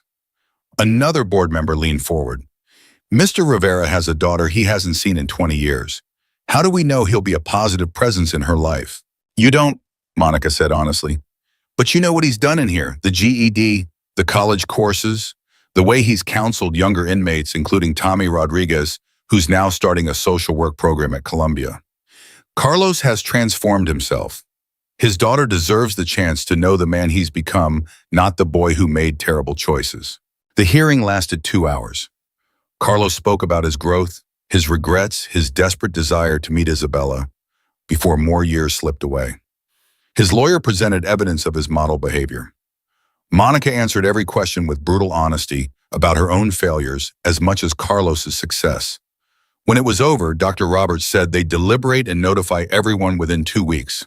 In the hallway, Carlos pulled Monica aside. The guard gave them space. Thank you, Carlos said, for putting yourself out there like that, for admitting you were wrong. I know what that cost you. It cost nothing compared to what I took from you. We're even then. You gave me 20 years of hell, but you also gave me something to prove, something to fight toward. Carlos smiled. And now you gave me hope. That's a gift, Judge Monica. That's a real gift. I hope they grant your release. Me too. But even if they don't, I'm grateful you tried. Monica walked out of that prison feeling lighter. She'd faced one of the men she'd hurt most, and he'd thanked her. Not because she deserved thanks, but because showing up mattered. The call came 10 days later. Jennifer put it through. Judge Hayes, Dr. Roberts from the Compassionate Release Board. We've made our decision on Carlos Rivera. Monica's hand tightened on the phone. Yes, we're granting him immediate release. Your testimony was compelling. His record was exemplary. He'll be processed out within 48 hours. Monica couldn't speak, just sat there, phone pressed to her ear, crying. Judge Hayes, are you there? Yes, thank you. Thank you so much. She called Marcus immediately. Carlos is getting out. Marcus whooped so loud Lily came running asking what happened. Monica heard him explaining to his daughter that Carlos was coming home, that families were being reunited, that good things happened to people who tried. That evening, Monica got a text from Carlos's lawyer with a photo. Carlos walking out of prison wearing civilian clothes, looking up at the sky like he'd never seen it before. The caption read, "He wanted you to have this, said you gave him back his life." Monica set the photo as her phone background, a reminder that change was possible, that showing up mattered, that it was never too late to try. Gerald called her in one more time. "Monica, the Senate committee wants to meet with you. Your confirmation hearing is in 6 weeks." "I know, though. They're going to ask about everything. The bail releases, the Times article, your testimony for Rivera. You're making yourself a target." "I'm making myself human. If the Senate doesn't want a human judge, then maybe I'm not right for this seat anyway." "You're willing to lose it." Monica thought of Zoe promising to visit again in April, of Lily's dragon drawing on her office wall, of Thursday afternoons at David's auto shop, of Tommy starting Columbia, of Carlos walking free. "Yes," she said, "I'm willing to lose it for the chance to actually make a difference instead of just wielding power." Gerald stared at her. "You've changed."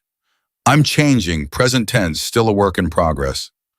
"Well," Gerald stood, "for what it's worth, I think you're making a mistake, but I also think you are the bravest person I know right now."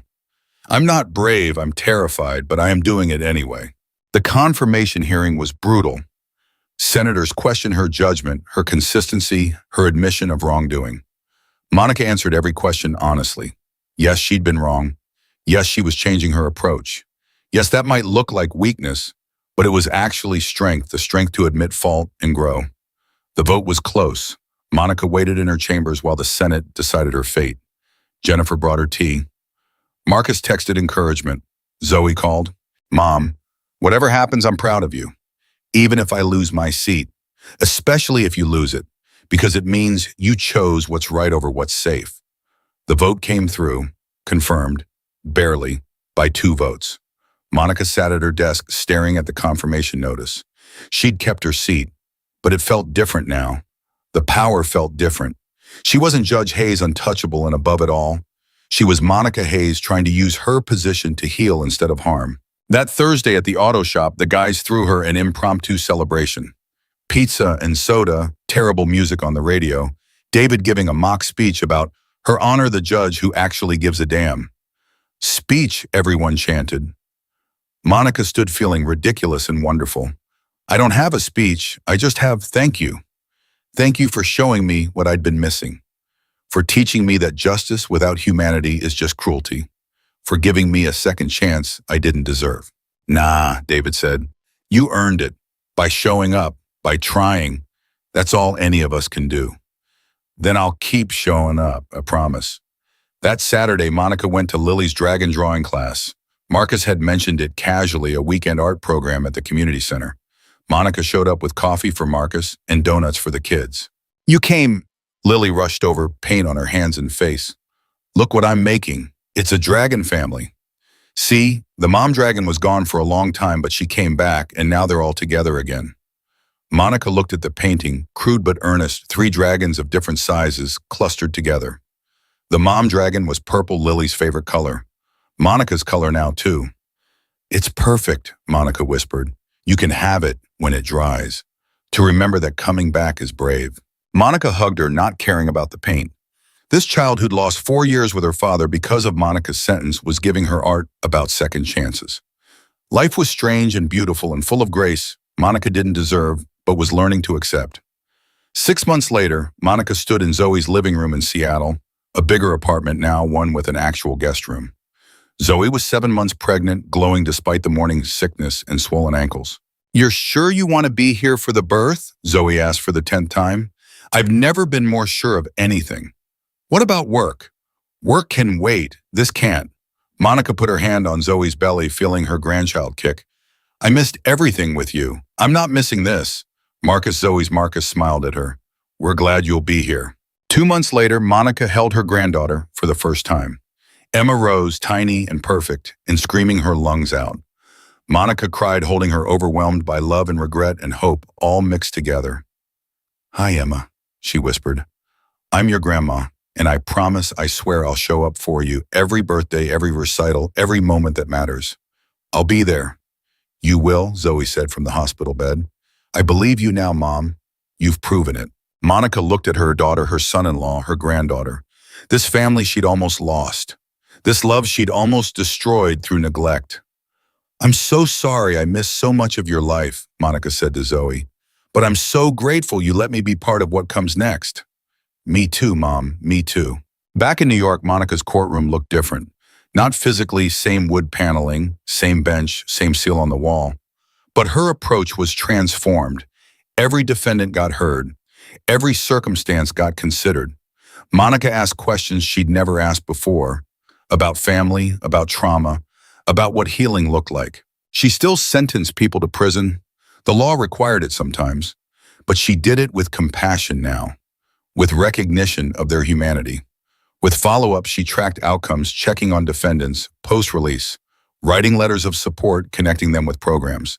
Her colleagues thought she'd gone soft. Her numbers showed something different. Her recidivism rates were dropping. People given second chances were taking them. On a Tuesday morning, Carlos Rivera walked into her courtroom. Free for 8 months now, working construction, seeing his daughter every weekend. He'd come to observe, sitting in the gallery, watching Monica sentence a young man for a crime similar to the one Carlos had committed 2 decades before. Monica gave him alternatives: drug treatment, community service, supervision but not incarceration. The young man cried with relief. After court, Carlos approached the bench. That's what I needed, he said quietly. 20 years ago, that's what would have saved me. I know. I'm sorry I didn't see it then. But you see it now. And that kid gets to keep his life. That's something. That's everything. They stood there, former adversaries, now something like friends. Isabella wants to meet you, Carlos said. She knows you sentenced me. She also knows you got me released. She's confused but curious. I'd be honored to meet her, if she wants. Next Sunday, family dinner. You should come. Monica thought about the ethics of dining with a former defendant. Then she thought about Lily's dragon painting, about second chances, about the fact that rules had kept her isolated for too long. I'll be there. Sunday dinner at Carlos's small apartment was crowded and loud. Isabella was there with her boyfriend. Carlos's mother, ancient and fierce. Tommy Rodriguez, still close with Carlos. And Monica sitting among them, welcomed into this family built from survival and grace. So you're the judge who sent my dad away, Isabella said. Not hostile, just stating facts. I am. And then you got him out. I testified, the board made the decision. But you helped. After you'd heard him, you helped. Isabella studied Monica. That takes guts. Admitting you were wrong. Your father has more guts. He survived and grew. I just finally saw it.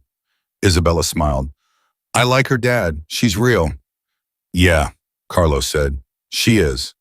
The food was incredible. Puerto Rican dishes. Carlos's mother had made recipes passed down through generations. Monica ate until she was stuffed, listening to stories, laughter, life happening around her. This was justice. Not the gavel coming down, but people healing. Families reuniting. Second chances taken and treasured. Walking home that night, Monica thought about New Year's Eve. About standing outside that restaurant alone and empty. About Marcus appearing like fate disguised as leather and tattoos. About everything that had changed in 1 year. She'd lost her marriage years ago, nearly lost her daughter, almost destroyed her career. But in the rubble, she'd found something more valuable than all of it. She'd found her humanity. Monica Hayes was 63 years old, a federal judge, a mother, a grandmother, a friend, a work in progress. She'd spent 62 years building walls. Now she was tearing them down brick by painful brick. The work was hard and slow and terrifying. But on the other side of those walls was life, real life, connection, love, purpose beyond power. She'd sentenced hundreds of people to cages. Now she was freeing herself from the one she'd built around her heart. And every day she showed up to Lily's art classes, to David's shop, to Zoe's life, to her courtroom. She got a little freer. It wasn't redemption. Monica wasn't sure she'd ever be redeemed for the harm she'd caused. But it was something better than redemption. It was transformation. It was trying. It was showing up despite fear, despite failure, despite the certainty that she'd never fully make amends. Monica Hayes had learned that justice wasn't about punishment or power. It was about seeing people really seeing them and choosing compassion over convenience, mercy over mandatory minimums, humanity over harsh verdicts. She'd learned it late, but late was better than never. And every day she woke up and tried again was another day closer to becoming someone worth being, someone her granddaughter could be proud of, someone Lily would draw on her dragon families, someone Carlos could call friend without flinching. The gavel still came down in her courtroom, but now Monica Hayes wielded it with wisdom earned through pain, with humility born from failure, with the understanding that every person before her bench was someone's father, someone's daughter, someone's whole world. And that mattered more than any verdict she could deliver.